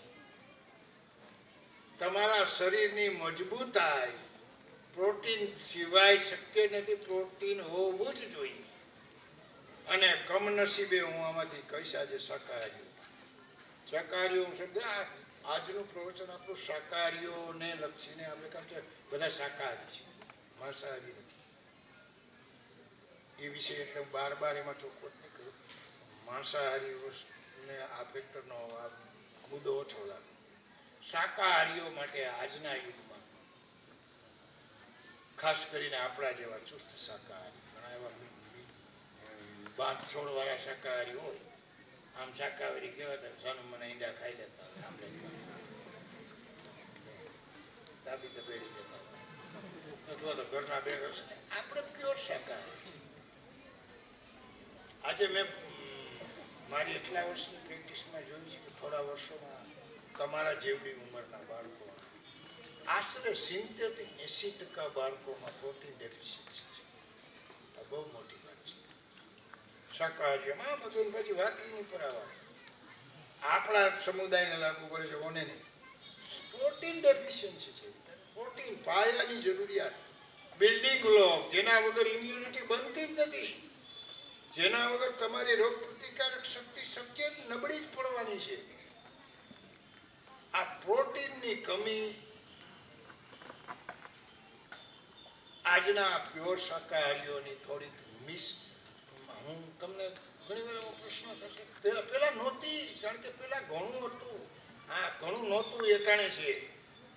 આપણે એટાણે ફાસ્ટ ફૂડ ખાવા, આપણે પડીકાના બાલાજી દીકડા ટુકડા ખાવા, એમાં ન હોય પ્રોટીન. આપણું આખું પરિવર્તનનું આ પરિણામ છે. આપણી પેઢીમાંથી આપણે શું ગુમાવ્યું ને હું મેળવું. એ મેળવું છે ને પરિણામે આપણે ઘણું ગુમાવ્યું. ભોજન પદ્ધતિ મુખ્ય જવાબદાર છે. આપણી બદલાયેલી ભોજન પદ્ધતિ રાધરસુ શ્રમ ઘેટા ભજન ઘેટા એ તો જે આવી જ ગયું એને પાછો રિપીટ નથી કરતો. પણ ભોજન પદ્ધતિ કેટલી ચેન્જ થઈ. આપણે મન પડે તે પડીકું ખાઈ લીધી બિસ્કીટનું કે ટીકડે. ઠીક છે કે ફરવા ગયા હોય અને રસ્તે ભૂખ લાગી ગઈ કંઈ ન મળ્યું તો કેકની ખાઈ દે એમાં એનાથી કોઈ મોટું. પણ આપણે એને હેબિટ બનાવીએ. સ્વાદ જીભનો ચસ્કો બનાવી દીધો. આપણે પડીકા આમ દુકાનમાં ટીંગાતા હોય ને તો મોઢામાં પાણી આવે. હું એક વસ્તુ ખાસ કહું. 2 વર્ષનો છોકરો એટલે માયું અટાણની હોય ને થાળી લઈને વાગે બરોબર ફરે છે ને મોટા ભાગના ઘરમાં બને ને માં વાંહે ફરેથી ઓલો અડધી કલાકે તો માંગ ખાય એક રોટલી. માએ 1 કલાક અડધી કલાક કસરત કરવી પડે. એ છોકરાને બાલાજીનું પડીકું દે દે, ચપાચપ ખાઈ જાય 5 મિનિટમાં. This is the change. કયું ભોજન પસંદ થયું છે ને કયું ભોજન ના પસંદ થયું છે ઓના માટે 1 કલાક ઓલું તો પડીકું ખોલી દે 5 મિનિટમાં આમ ઊંધું કરીને આમ કાંઈ રહેવા નહીં દે. એ જ બાળક થાય છે ને આ બનતી ઘટના છે. This is the reason behind protein deficiency. બીજું શું છે? કઠોળ ભાવતા જો આમ હું ઘણી વાર કહું દૂધ ચોખ્ખા આવતા નથી. દૂધ તો આપણે કઈ બોલીએ ખા દૂધ ક્યાં આવે એમ કરીને પછી ખાવાની અમુક એલર્જી કરતી. હવે મારા બેટા દૂધ ચોખ્ખા ક્યાં આવે છે? મન આ બધું ચોખ્ખા જેવા આવે એવા ખાને ભાઈ. એટલે અમુક મનમાં દૂધ ચોખ્ખા આવતા નથી. બરોબર? કઠોળ પેટને ફાવતા નથી. કઠોળ પેટમાં અઘરા પસવામાં. આપણે દરેક પ્રોટીનની વસ્તુ પ્રત્યે આમ એક મનમાં ગ્રંથિ બાંધી લે છે. એની અગત્યતા નથી સમજતા. અને ડ્રાય ફ્રૂટ સસ્તા આવતા નથી. બરોબર? 3 દૂધ ચોખ્ખા આવતા નથી. કઠોળ પેટને ફાવતા નથી. ડ્રાય ફ્રૂટ સસ્તા આવતા. પ્રોટીનની ડેફિશિયન્સી થાય છે. આ 3 વસ્તુ તો બહુ જરૂરી. એમાં ચાહે તમારો ડેવલપિંગ એજ છે. હું તમને કહું મારી એજ કે ભીમસીભાઈની એજ કરતા તમારા એજમાં પ્રોટીન ડેફિશિયન્સી થવી જ ના જોઈએ. એમ સમજી લ્યો તમારા શરીરમાં પ્રોટીન ડેફિશિયન્સી થઈ એટલે આજ નહીં તો કાલ તમારું શરીર વીક પડવાનું. મોટા ભાગના હોર્મોન છે ને આપણું શરીર હોર્મોન ઉપર હાલે. થોડું ઘણું તો આવતું હશે ને કે હોર્મોન, ગ્રોથ હોર્મોન આપણું બોડી એન્ટાયરલી કેમિકલો ને હોર્મોન ઉપર હાલે છે. કોઈ એમ ન માનતા કે આપણું શરીર ભગવાને એમ ગોઠવી દીધું આપેલું હાલતું છે. હોર્મોન અંદર હોર્મોન ઉત્પન્ન થતા હોય ને ઉત્પન્ન થયેલા હોર્મોન જુદી જગ્યાએ માઠીને હારી અસર કરતા હોય. That is hormone. આ હોર્મોન ને કેમિકલ બધાય પ્રોટીન ના બને છે. એના માટે બેસ્ટ પ્રોટીન જોઈએ જ. તમારું બેસ્ટ પ્રોટીન જોઈએ. હોર્મોન વીક પડ્યા એના વગર તો ગ્રોથ શક્ય, હેલ્થ શક્ય નથી. બહુ મોટો રોલ છે પ્રોટીનનો. પ્રોટીનની હંમેશા પહેલી પ્રોટીન થોડા પચવામાં તમને ભારે લાગશે. પ્રોટીન પણ એની સામે તમે એનું ધીમે ધીમે સ્લોલી એમાઉન્ટ વધારો. આજે તમે વાહાય ભરું કાલથી મંડો બહો ગ્રામ કઠોળ ખાવા એમ ન થાય ને. આપણે ક્રમશઃ વધારો. આપણે એને અગત્યતા સમજી ગઈએ એટલે આપણે રુચિ થાય. કોઈ પણ વસ્તુની અગત્યતા સમજો નથી રુચિ થાય. નાનું બાળક ન સમજતું હોય એને હોનાની લગડી ગયો તો રમી નાખી દે. સમજતો દઈ જાય આ તો હોનું છે પછી. સમજ્યા પછી જ તમને કોઈ પણ વસ્તુની મહત્વ સમજાય. તમે આજે સમજી ગયા, તમારા મનમાં સમજી ગયા કે પ્રોટીન કેટલું મહત્વનું છે. ઓટોમેટિક કાલથી એ નોલેજ તમારા મગજમાં પડ્યું છે. તમને ટકોરોમાં રાખે છે. પ્રોટીન ખા આની એટલી જરૂર છે.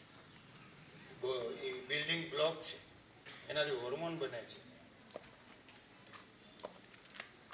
દરેક શરીરનું કોઈ પણ અવયવ એવું નહીં હોય કે જેને પ્રોટીનની જરૂર.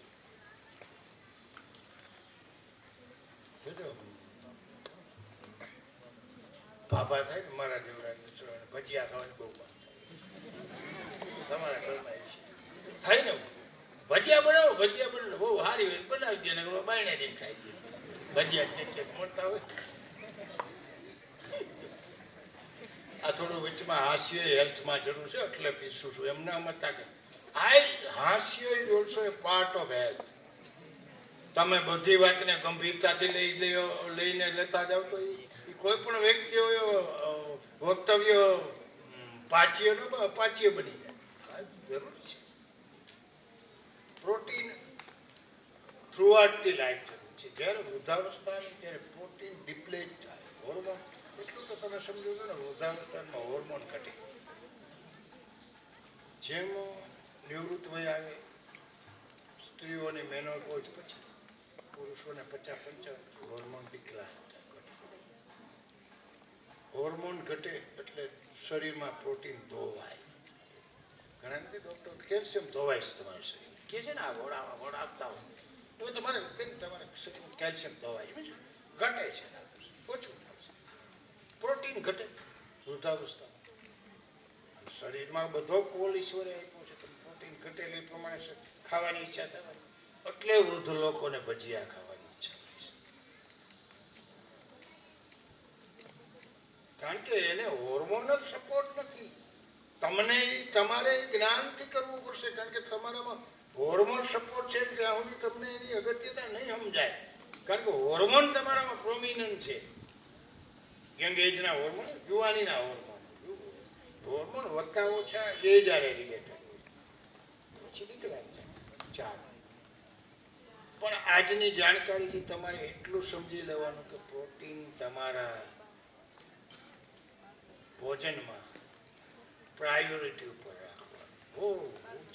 તમારા મેનુમાં દરરોજ કાં તો દાળ, બીજું ફરીથી કહું જોયેલું છે આમાં એક પ્રોટીન કુલ 20 જાતના શરીર 20 જાતના પ્રોટીનની જરૂર પડે છે.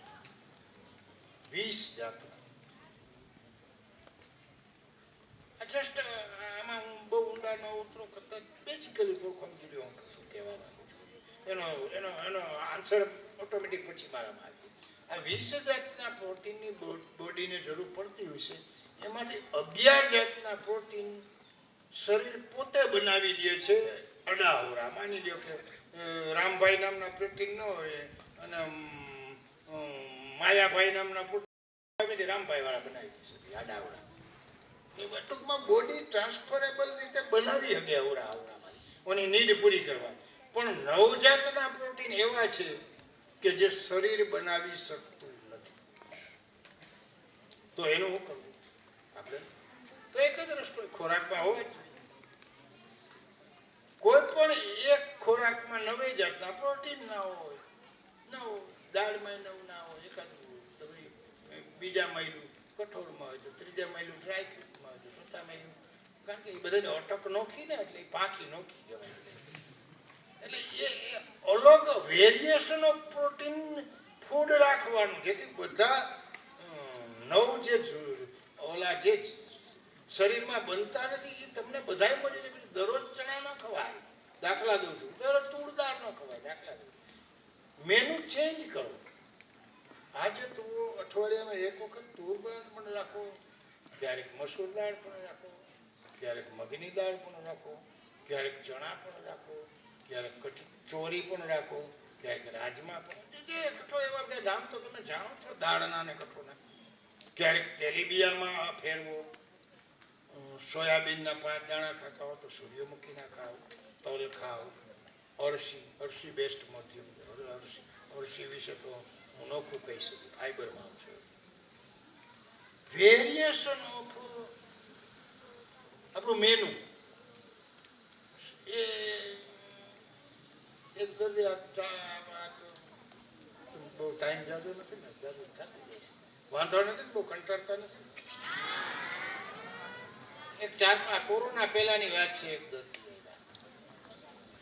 બેન એના ઘરવાળાને લઈને બનેલી હતી છે. આમાં અમારે કડવા પટેલ કે અમારા ઘરવાળાના ફેફરાઈ ગયેલું. ફેફરાઈ ગયેલું ને આપણે ફેફરાઈ ગયેલું આમ દમ વગરનું, કહ વગરનું. આમ જોઈએ તો ચેતના આમ જાડા ફેફરાઈ ગયેલું. બહુ બધાને બતાવ્યું. હું તો મારી પદ્ધતિ પ્રમાણે ભોજન પદ્ધતિમાં મેં કીધું હું ખાવા? એ કે સાહેબ એને બારે એમાં ગોલકાનું રાખવું. મહેમાન થઈ જાય ને તો મારે એને ફેરા થેલીને ગલકા દેવા પડે. ઓલાને કેવું પડે ગલકા બનાવી દેજો બીજું સાથે જોજો. એટલે મારો કહેવાનો મતલબ છે મૂળ વાત હવે આવે એને ભલે હશે ઘણાના એવી ટેવ હોય ભલે આટલું બધું હાડે લેવલાનું અમુક પ્રકારનું જ શાક ભાવે, અમુક પ્રકારનો જ ખોરાક ભાવે. નગર એમ કે આ હું બનાવ્યું મમ્મી બાયણેથી આવેથી આવડી ફરમે રસોઈ હું બનાવ્યું લે મને ભીંડાનું શાક બનાવ્યું.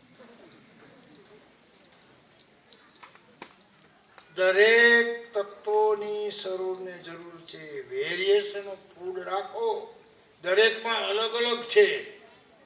દરેક વ્યક્તિમાં કાંઈ કંઈક અલગ પડ્યું છે એમ દરેક શાકમાં અલગ અલગ.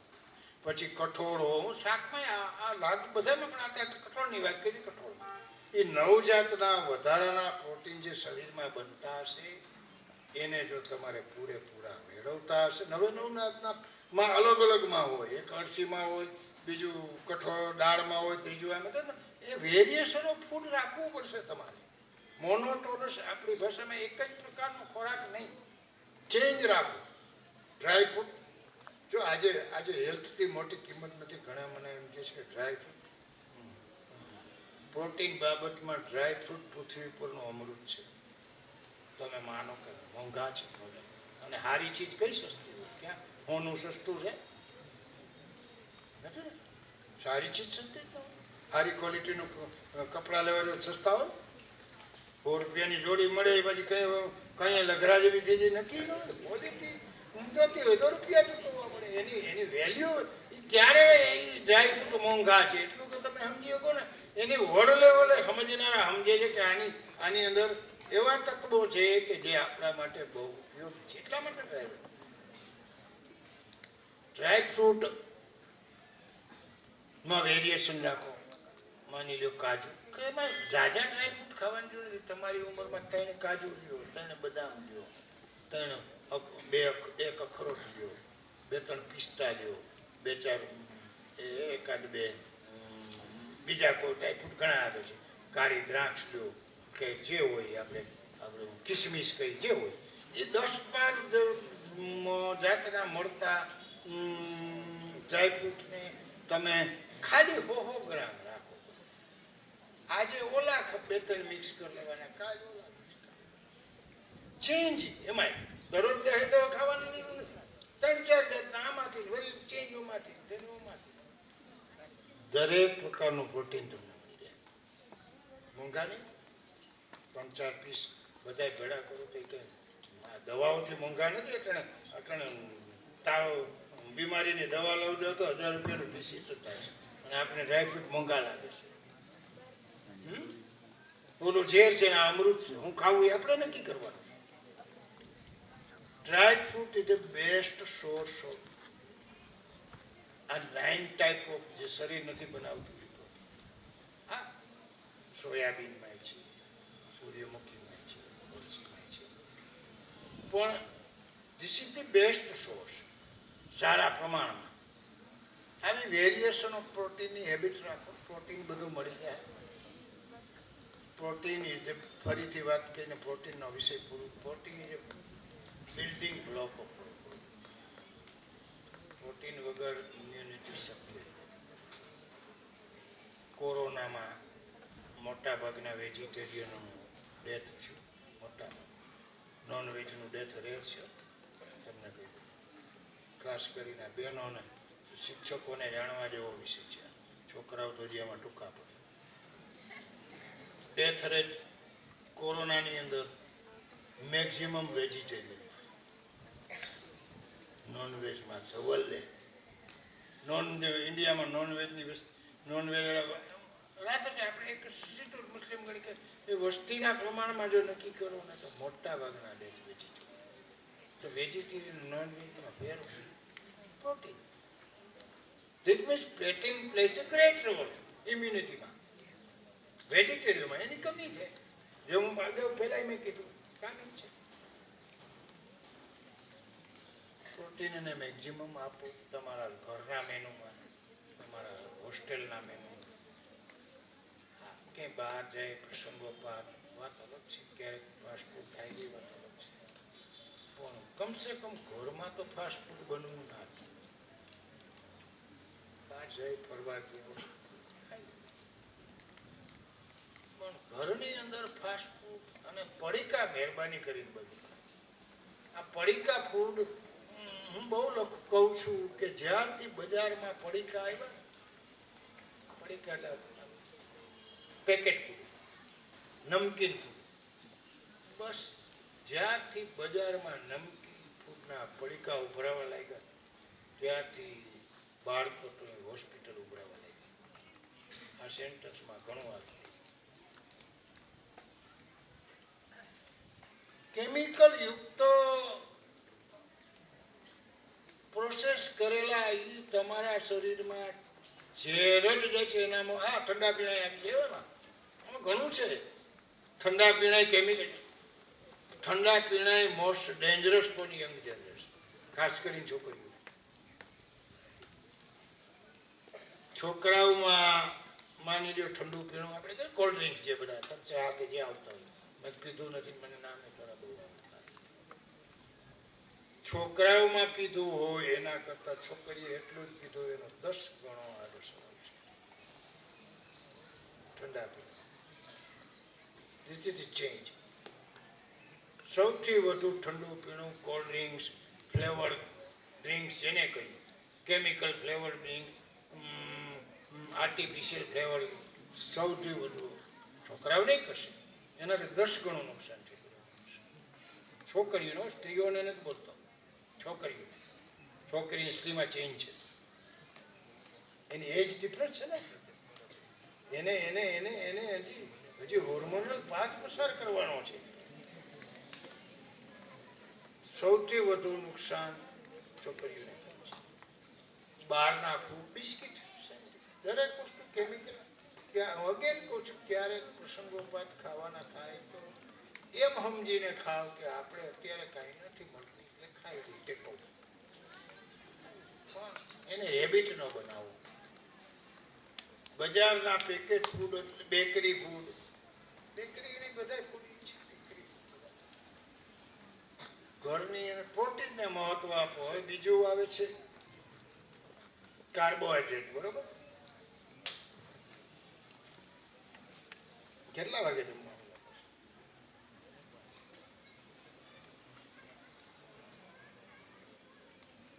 સારું, હાલો થોડુંક શુગર, કાર્બોહાઈડ્રેટ. આમાં છોકરાઓનો રસ છે અને ઘણીવાર અમારી દિશા પકડાઈ જાય ને પછી બહુ એ દિશામાંથી બહાર નીકળવું બહુ અઘરું, લાંબુ એમ થઈ ગયું. જો કાપી નાખી તો અમને સેટિસ્ફેક્શન ન થાય, તો પૂરું સમજાવી ગયા. મને જ્યાં સુધી પ્રેક્ટિકલી દ્રષ્ટાંત ન સમજાવો તો સમજવું અઘરું. શુગર, કાર્બોહાઈડ્રેટ, આપણે કાર્બોહાઈડ્રેટ ખાંડમાં, ગોળમાં, બધામાં કાર્બોહાઈડ્રેટ હોતા હોય છે. શુગર આપણે શુગર કન્વર્ટ શુગરમાં થાય. શુગર છે ને આપણી ડે ટુ ડે છે, ઇન્સ્ટન્ટ એનર્જી છે, ઇન્સ્ટન્ટ. શરીરમાં સૌથી પહેલું શુગર વપરાય. આપણે હાલતા છીએ અહીંથી 10 ડગલા ભર્યા એટલે પરબારું શરીરમાં શુગર વપરાય. 10 ડગલા હરવા પહેલે તો જોઈને શુગર, ઇન્સ્ટન્ટ એનર્જી.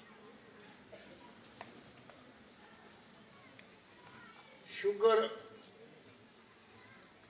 નો અતિરેક અનેક સમસ્યાઓ છે.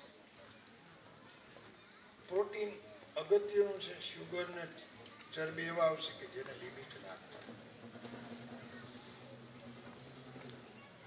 વધારાનું શુગર, ખબર છે ને, આપણે શુગર વાળું વધારે ડાયાબિટીસ થાય, જાડા થાય, શરીર જાડું થાય. વધારાનું જે શુગર, જેટલું શરીરને ડેઈલી પ્રવૃત્તિમાં વાપરવું હોય એટલું જ શુગર ખાવાનું. વધારાનું શુગર કાં તો ચરબીમાં જમા થાય, કન્વર્ટ થઈ જાય. વધારાનું શુગર શરીર ચરબીમાં કન્વર્ટ કરે,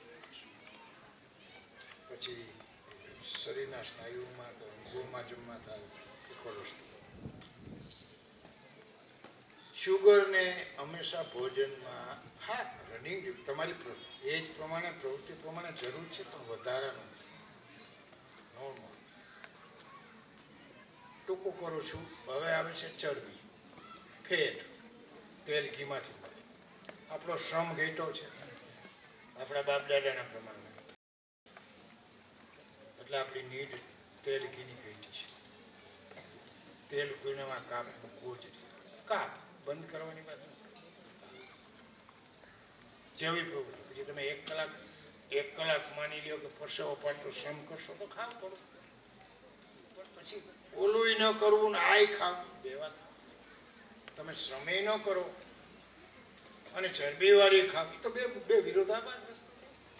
તમે તમે શ્રમ કરો તો ખાઈ શકો, ન શ્રમ કરો તો તમારો કેટલો શ્રમ એના ઉપર. વધારાની ચરબી શરીર માટે ઝેર છે. હૃદયની નળીઓ બ્લોક થાય, ખબર છે ને? એન્જિયોગ્રાફીના બલૂન મૂકે કોક તો તમારા પરિવારમાં કોકને તો થયું જ છે અગાવાલામાં, નળી બ્લોક હૃદય થઈને ઓલી મૂકી બલૂન આપણે બાયપાસ કરીએ. વધારાની ચરબી શરીરમાં રક્તવાહિનીઓમાં જમા થઈને આપણે કોલેસ્ટ્રોલ જમા થાય છે. કારણ કે અનયુઝ છે. વધારાની શબ્દને આગળ ત્યાં અનયુઝ સમજવાનું. આપણે એને વાપરતા નથી. વાપરો તો ખાવ ને. અનિયોજિત મતલબ મીન્સ વધારા. શરીરને ચરબી અને શુગરની સંગ્રહખોરી ગમતી જ નથી. છો એટલું જ ખાવ, તમારી એક્ટિવિટી પ્રમાણે, તમારી હિંમત, મર્યાદા રાખો, લિમિટ રાખો. કાઠિયાવાડમાં ટન મોટે તેલ ઘી ખવાય છે, પછી ટન મોટે કોલેસ્ટ્રોલની ગોળી. ખટારાઓ ભરી ભરીને કાઠિયાવાડ તેલ ઘી ખાય છે, અને ખટારાઓ ભરી ભરીને કોલેસ્ટ્રોલની ગોળી ખાઈ જાય છે. પછી ક્યાં જાય? ક્યાં જવાનું તેલ ઘી? શરીરમાં વાપરવું તો છે જ. બેવું આખા દી ખુરશી માથે, બહુ તો 10 કલાક, બહુ તો 15 મિનિટ, અડધી કલાક હાલી આવું એટલે બધી વપરાઈ જવાની. ચરબી અને શુગર વાળા ફેટ અને શુગર ઉપર કાપ. વિટામિન મિનરલ અગત્યનો મુદ્દો તો રહી જાય, પણ મને લાગે આ બહુ મહત્વનો મુદ્દો છે. શોર્ટ કેટલું કરવું? વિટામિન મિનરલ, ફાઈબર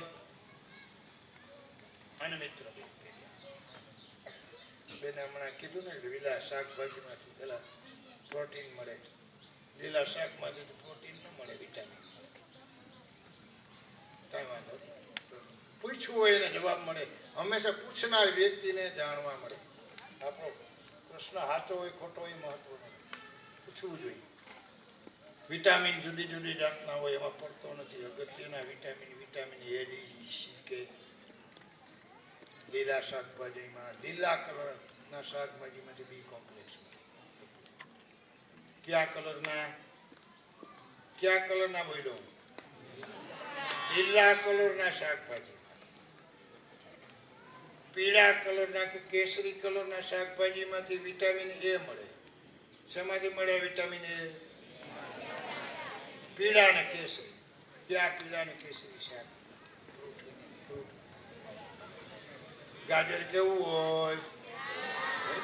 લાલ કેસરી. લાલ કેસરીને લગતું લાલ, જેને કહેવાય કે લાલ કેસરી પીળા. પપૈયું કેવું હોય? કેસરી.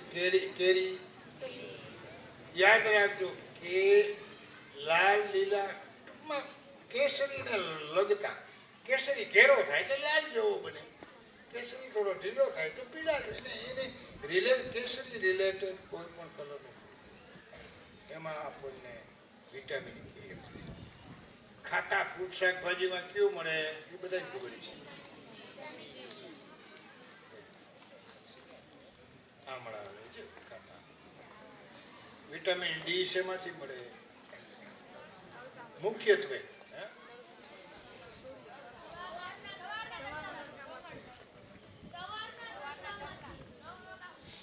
કોમળ શબ્દ ઠીક છે લગાડી શકાય, પણ આપણે એક ત્રાસા સૂર્યપ્રકાશ શબ્દ યોગ્ય છે. પણ ત્રાસા સવારના 6 વાગ્યાનો કોમળ આપેલો, પણ રાઇટલી એક માન્યતા કે વહેલો હવાનો ક્રોસ.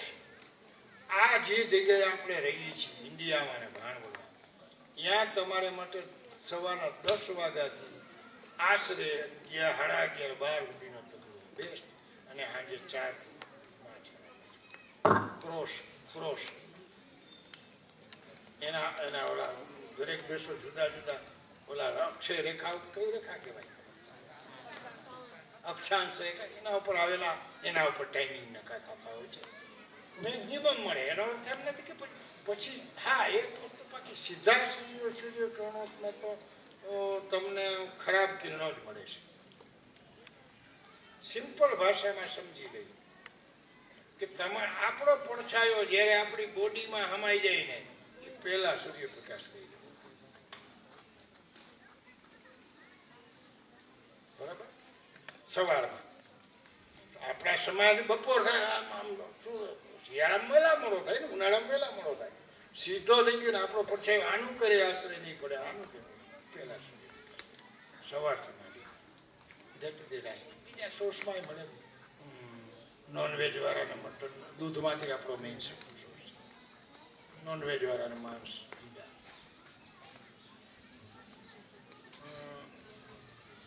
વિટામિન ઈ બહુ મહત્વનો. સી બોલી ગયા, એ બોલી ગયા, ડી બોલી ગયા. વિટામિન ઈ બહુ મહત્વનું છે. ઈ આપણને મીંજમાંથી મળે. ખબર છે મીંજ એટલે આપણે ખબર, દાળમાં મીંજ હોય, મગફળીમાં મીંજ હોય, મીંજ કઈ ને નાનકડું વચ્ચેનો ભાગ, બે ફાડાની વચ્ચે મીંજ ગઈ ને આપણે આમાં કરીએ તો મીંજ નોખું પડી જાય. કઠોળમાં મીંજ હોય, મગફળીમાં મીંજ હોય. મીંજથી કોટો ફૂટે, આપણે ખબર વાવીએ એટલે મીંજમાંથી કોટો ફૂટે. મીંજમાં વિટામિન. આપણે કમનસીબી તો દેતા આપણે ખારા બી લઈએ, ઓલરેડી મિલ્કમાં હોય, પછી ફણગેલા ન ખાવા એનાથી કોઈ, હા વિટામિન બી કોમ્પ્લેક્સ હોય, ઈ ન હોય.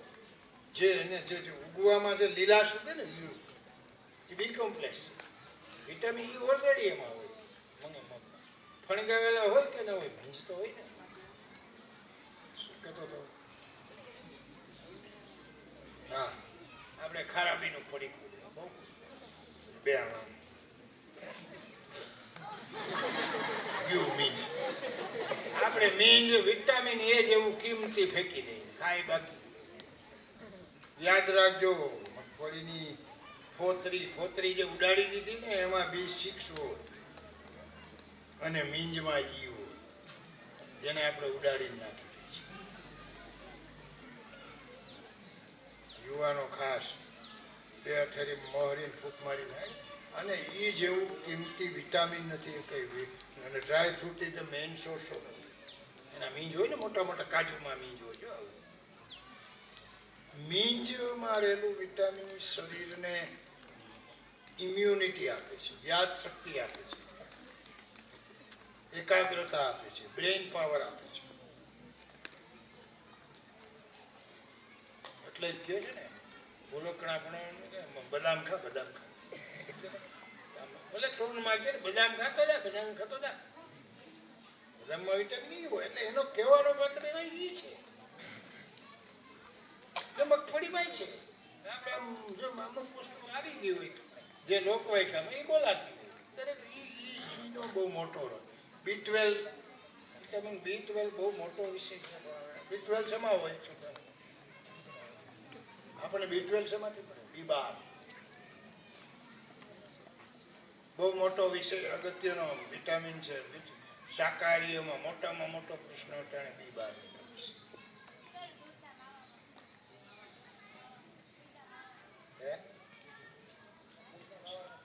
દૂધની પ્રોડક્ટ, દૂધનો માવો ડેફિનેટલી, પણ દૂધ અને દૂધ પ્રોડક્ટ. દૂધ પ્રોડક્ટ એટલે આવી ગયું ને બધું. એમાંથી છાશ બને, દહીં બને, શ્રીખંડ બને, માવો બને, પેડા બને, જે બનાવો. Milk and milk product, cheese બને, પનીર બને, બને દરેકમાં બી. પણ ઓનલી મિલ્કમાંથી બનેલી પ્રોડક્ટમાંથી શાકાહારી B12 મળે, બીજે ક્યાંય. માંસાહારીઓને માંસમાંથી આપણને ફક્ત મિલ્ક અથવા તો પ્રાણીજન્ય સોર્સ. આપણે વાઇટ બોલીએ ને, પ્રાણીજન્ય સોર્સ એટલે દૂધ, માંસ ને ઈંડા, એ પ્રાણીજન્ય સોર્સ. આપણે માંસ ઈંડા ખાતા દૂધ, આપણે હું લીધું દૂધ જ પીધું. વનસ્પતિજન્ય સોર્સમાંથી આપણને B12 ના મળે. પ્રાણીજન્ય સોર્સમાંથી જ મળે B12. આજે બહુ મોટી સમસ્યા છે. આજે પડે થાક લાગવું, થોડા ગાભા જેવા નહીં તો જાય ઉતરા જેવા નાના હોય તો મોટા હિમોગ્લોબિન ઘટવું થાક લાગવું ઇરિટેબિલિટી થઈ જાય ખબર છે હાથ પેલો બોલાવ્યો ન થાય છોકરો ભણીને આવ્યો હોય ને માં કે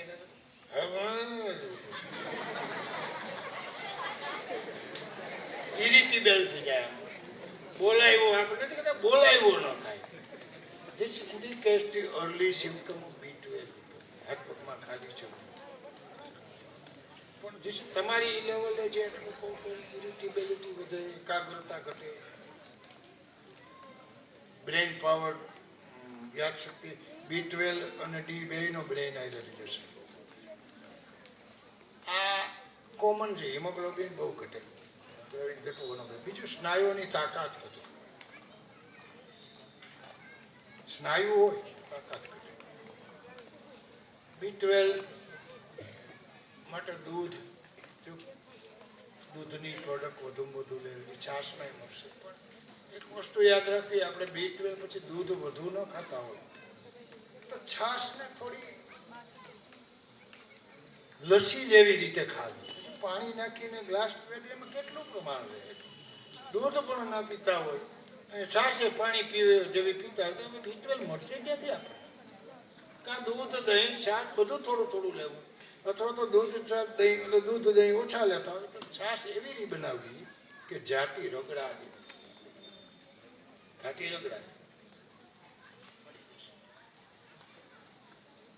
બાકી મિનરલની વાત મિનરલ અનેક અગત્યના આવે એવડો વિષય છે કે મિનરલી જનરલી ડ્રાય ફ્રૂટ જમે જે સુકાયેલા આના ખોરાકના રૂપ હોય ને એમાં બધામાં મિનરલ હોય સુકાયેલા અનાજ બાજરો એ બધું સુકાઈ ગયેલું હોય ને આપણે સુકાઈ ગયેલું જમી ઉગીને ડ્રાય ફ્રૂટ કઠોળ એમાં બધામાં મિનરલ હોય મિનરલ અનેક પ્રકારના છે બધાની જરૂર છે એટલે એ વિવિધતા ખોરાકમાં આવે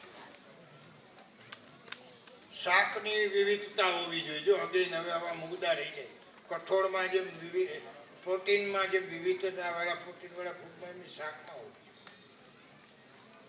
રીંગણામાં થોડું અલગ વિટામિન હોય તો ગુવારમાં અલગ હોય તો ભીંડામાં અલગ હોય તો દૂધીમાં અલગ હોય શરીરને બધાની જરૂર છે કારેલામાં અલગ હોય કોમ્બિનેશન ક્યારેક આ રાખો સિઝનલ પ્રમાણે એમાં બેવડાતા હોય તો ડોમિનન્સી એક વિટામિન હોય બીજામાં બીજા વિટામિન ડોમિનન્સી એટલે એ વેરિએશન ઓફ ફૂડ એ સમતોલ આહારમાં દરેક વસ્તુ છે હવે છેલ્લે લઈ લી મિત્ર બેક્ટેરિયા વિશે આપણે બહુ ઓછું જાણીએ છીએ આપણા શરીરની અંદર આપણે પ્રાણીઓ જોઈ છે મિત્ર હોય ને આપણા પ્રાણીઓ પશુ પંખી આપણા મિત્ર હોય બળદ આપણા મિત્ર કહેવાય સિંહ આપણો મિત્ર ન કહેવાય બળદ તો આપણો મિત્ર કહેવાય ને એના વગર હાલે ગાય ભેંસ મિત્ર પ્રાણી છે મિત્ર પક્ષી હોય મિત્રો જંતુ જે મધમાખી આપણી મિત્રો છે કારણ કે જરૂરી છે નકર એના વગર તો પાક ના થાય પરાગરજ નાશ અનેક વાતાવરણમાં આપણા મિત્રો છે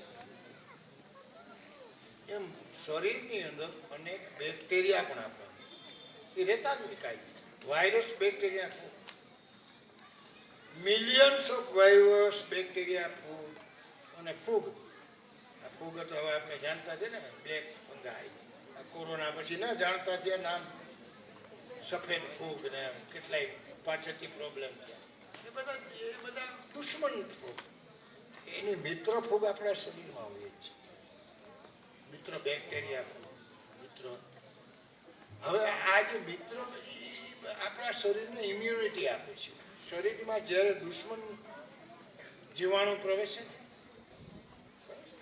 દુશ્મન જીવાણુ તો પ્રવેશ માની લો કોરોના કે ટાઇફોઇડ મેલેરિયા જે હોય દુશ્મન જીવાણુ શરીરમાં પ્રવેશે એટલે પહેલી ફાઇટ એની આપણા મિત્ર બેક્ટેરિયા પહેલી ફાઇટ એ જો ન હરાવી શકે તો જ બીમારી આપણી આવી હવે એ મિત્ર બેક્ટેરિયા મિત્ર જીવાણુ નબળા હોય તો હારવાના છે કે નથી હારવાના મિત્ર અને ઓલા સબળા હોય ને આપણા નબળા હોય, આપણા નબળા હોય, સ્વાભાવિક છે આપણું બોડી બીમારીમાં જવાનું. મિત્ર બેક્ટેરિયા શેમાંથી મળે? આથાવાળી દરેક વસ્તીમાં આપણા મિત્ર જીવન, આપણા ભોજનમાં આપણે ખબર છે દૂધમાં મેરવણ નાખી, 2-5 ટીપા નાખીએ તો મેરવણ, દૂધમાં નાખીએ તો દહીંમાં પરિવર્તન, જે દહીંમાં પરિવર્તન, મેરવણમાં મિત્ર બેક્ટેરિયા અને આખા દહીંમાં એનો જબરજસ્ત એવો વિકાસ થઈને આખા દહીંમાં ફેલાઈ ગયો. It is friendly bacteria. આપણા ભોજનમાં છાશ, દૂધ તો દૂધમાં મિત્ર બેક્ટેરિયાનું હોય, છાશમાં અને દહીંમાં પરિવર્તન થાય પછી જ ખાય એને પરિવર્તિત મિત્ર બેક્ટેરિયા જ કરે. મેરવણમાં મિત્ર બેક્ટેરિયા હોય. આપણા ભોજનની અંદર કોન્સ્ટન્ટ છાશ અને દહીંનું મહત્વ મિત્ર બેક્ટેરિયાનું સપ્લિમેન્ટ.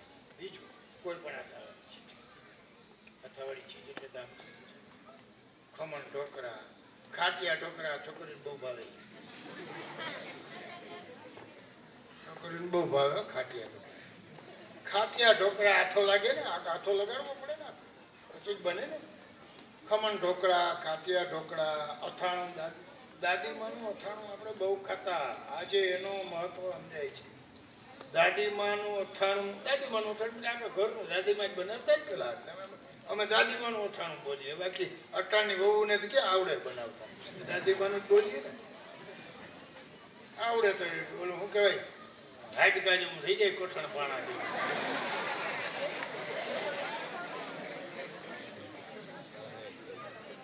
અથાણું is the best source of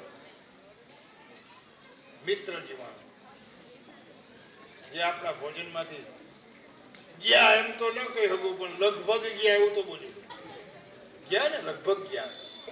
ક્યાં કોઈ કેટલા પ્રકારના અથાણા બનતા, કેરીનું કેટલું નામ ન લ્યો એટલા છે, બધાના મિત્ર bacteria.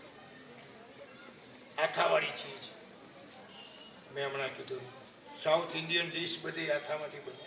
Idli, idli is one of the best source south ઇન્ડિયનમાં. બાળકનો નાસ્તો અઠવાડિયામાં મોર્નિંગ નાસ્તો એક વખત તો ઇડલીનો હોવો જ છે. ભારે સંભારો, સાંભાર ભારે હારે બનાવો કે ના બનાવો, ચટણી બનાવી નાખો. બાળકના મેનુમાં અઠવાડિયામાં ઓછામાં એક દિવસ, કારણ કે ઇડલી બનાવવી સહેલી છે, બહુ મુશ્કેલ નથી. મોટા માસમાં તમે ઇડલી ધારો તો બનાવી દો, સવારના નાસ્તામાં ઇડલી બેસ્ટ. અથવા તો ઘરે ગઈ તો ઘણી વાર આપણે સાંજે ખાય છે. આવા માસમાં સવારનો નાસ્તો સારો. ઇડલી સંભારમાં અને ઇડલીમાં મિત્ર બેક્ટેરિયા હોય છે. હવે મિત્ર બેક્ટેરિયા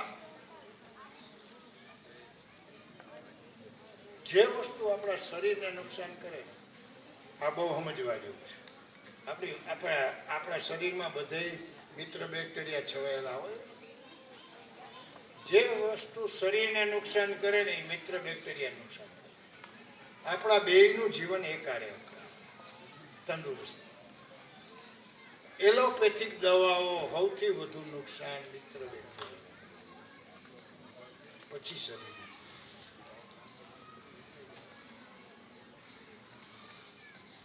સૌથી વધુ એલોપેથિક દવાઓ, પેઇન કિલર દવાઓ, એન્ટીબાયોટિક દવાઓ ઓલમોસ્ટ મોટા ભાગે, નિર્દોષ બહુ ઓછી છે, મોટા ભાગની એલોપેથિક દવાઓ સૌથી પહેલા મિત્ર બેક્ટેરિયાને મારે.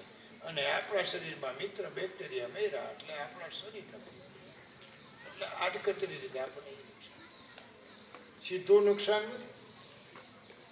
એલોપેથિક દવાનું કોઈ ડાયરેક્ટ નુકસાન નથી, વાયા મિત્ર બેક્ટેરિયા છે. આપણે મિત્રને મારી નાખે એટલે આપણે નુકસાન જ થવાનું. આપણો ગાઢ મરી જાય તો આપણે શું કામ, કેમ ડિફેન્સ કરીએ? બને ત્યાં સુધી હવે વાત અંત પૂરું કરવા એવું જીવન આ બધું કરશું તો બને ત્યાં સુધી એલોપેથિક દવાને શરણે ત્યાં ઓછું પડશે. જવું પડશે તો ઓછા પાવરની દવા લેવી પડશે, કદાચ જવું પડે. અને પરિણામે તમારા મિત્ર બેક્ટેરિયા ઓછા ડિસ્ટર્બ થશે અને પરિણામે તમારી તો ડિફેન્સ પાવર ઓછો થશે. સીધી વાત છે. જેટલા હાઈ પાવરની દવામાં જવું પડશે રાત્રે. આ બધું નહીં કરીએ તો ભોજન ભજનને પ્રમાણ. બિલ્ડ યોર ઇમ્યુનિટી, તમારી ફિટનેસ બનાવો. 3 મુદ્દાને ધ્યાને લઈને તમારો ટાર્ગેટ રાખો કે જીવનની અંદર ઓછામાં ઓછી એલોપેથિક દવા લેવી પડે એવું જીવન જીવવું છે. કારણ કે જ્યારે તમારી ફિટનેસ ગઈ અને બીમારી આવી અને એલોપેથિક દવાઓ આવી ત્યારે બીમારીનું ડેમેજ અને એલોપેથિક દવાનું ડેમેજ બે હારે થશે. બે ડબલ દુશ્મન થાય ને, ડબલ ડેમેજ થાય. બીમારી તો ડેમેજ છે જ, વત્તા એલોપેથિક દવા ઉમેરવી પછી આપણે લાચારી છે એનો ડેમેજ. આ સિવાય બીમારીઓને રોકવી એ રીતે જો બીજો કોઈ રસ્તો નથી. મેં પહેલા જ વાત કરી, જો અસંખ્ય દવાઓની સંખ્યા વધવા ન દેવી હોય બીમારીઓની, તો આપણે ફિટ રહેવું પહેલું સુખતે જાતે નિર્વાહ, આના સિવાય કોઈ વિકલ્પ નથી. આમાં હવે કોઈને એકદમ કોઈ એવા ઇન્સ્ટન્ટ પ્રશ્નો ઉપસ્થિત થતા હોય તો 5 મિનિટ આપણે એના માટે ટાઈમ.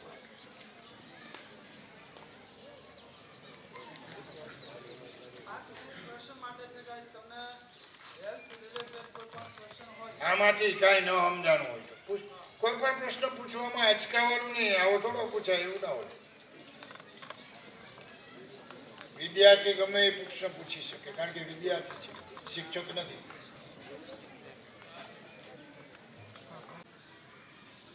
હોર્મોન્સ એટલે ખબર છે કે આપણે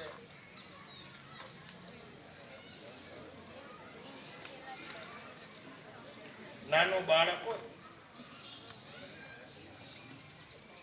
બેબી હોય કે બાબો, ધીમે ધીમે બાળક બાબો હોય પુરુષ તરીકે ડેવલપ થતો જાય, બરાબર.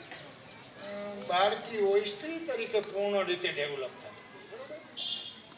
યંગ હેવ જોઈને બાળક હોય તો ધીમે ધીમે મૂછુનો દોરો ફૂલે. આ બધું જે ઘણી વાર તમે થોડી વારમાં જે પુરુષત્વ ધીમે ધીમે આવતું તે પ્લેસ હોર્મોન એના શરીરમાં પુરુષ હોર્મોન હોય, બાળકીના શરીરમાં સ્ત્રી હોર્મોન હોય, એને સ્ત્રીત્વ ડેવલપ કરે ધીમે ધીમે.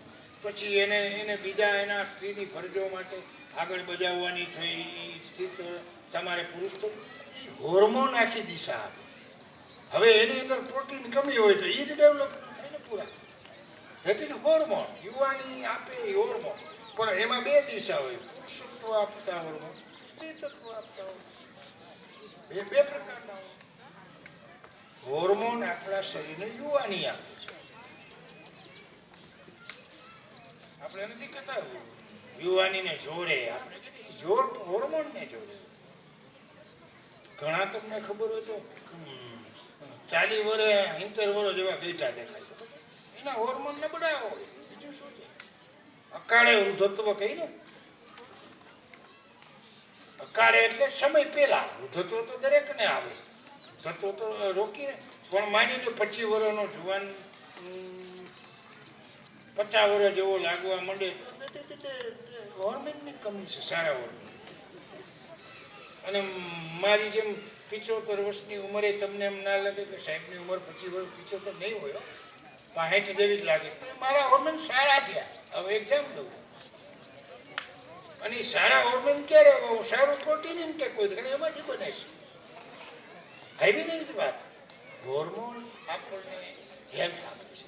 હેલ્થ હોર્મોન આપણું મૂડ ડિપ્રેશન, હોર્મોન ઘટેલી ડિપ્રેશન અને હોર્મોન ફૂલ ફ્લેમ એટલે આપણા હાથમાં છે, જોમ આવે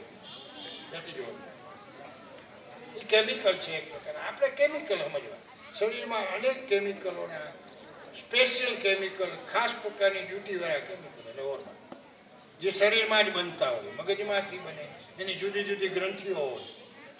અને આપણે શરીરમાં ગ્રંથિ હોય, થાઇરોઇડ હોય, પછી એડ્રીનાલીન ઘણી હોય તમને આગળ ભણવામાં આવશે ગમકીમાંથી રિઝલ્ટ છે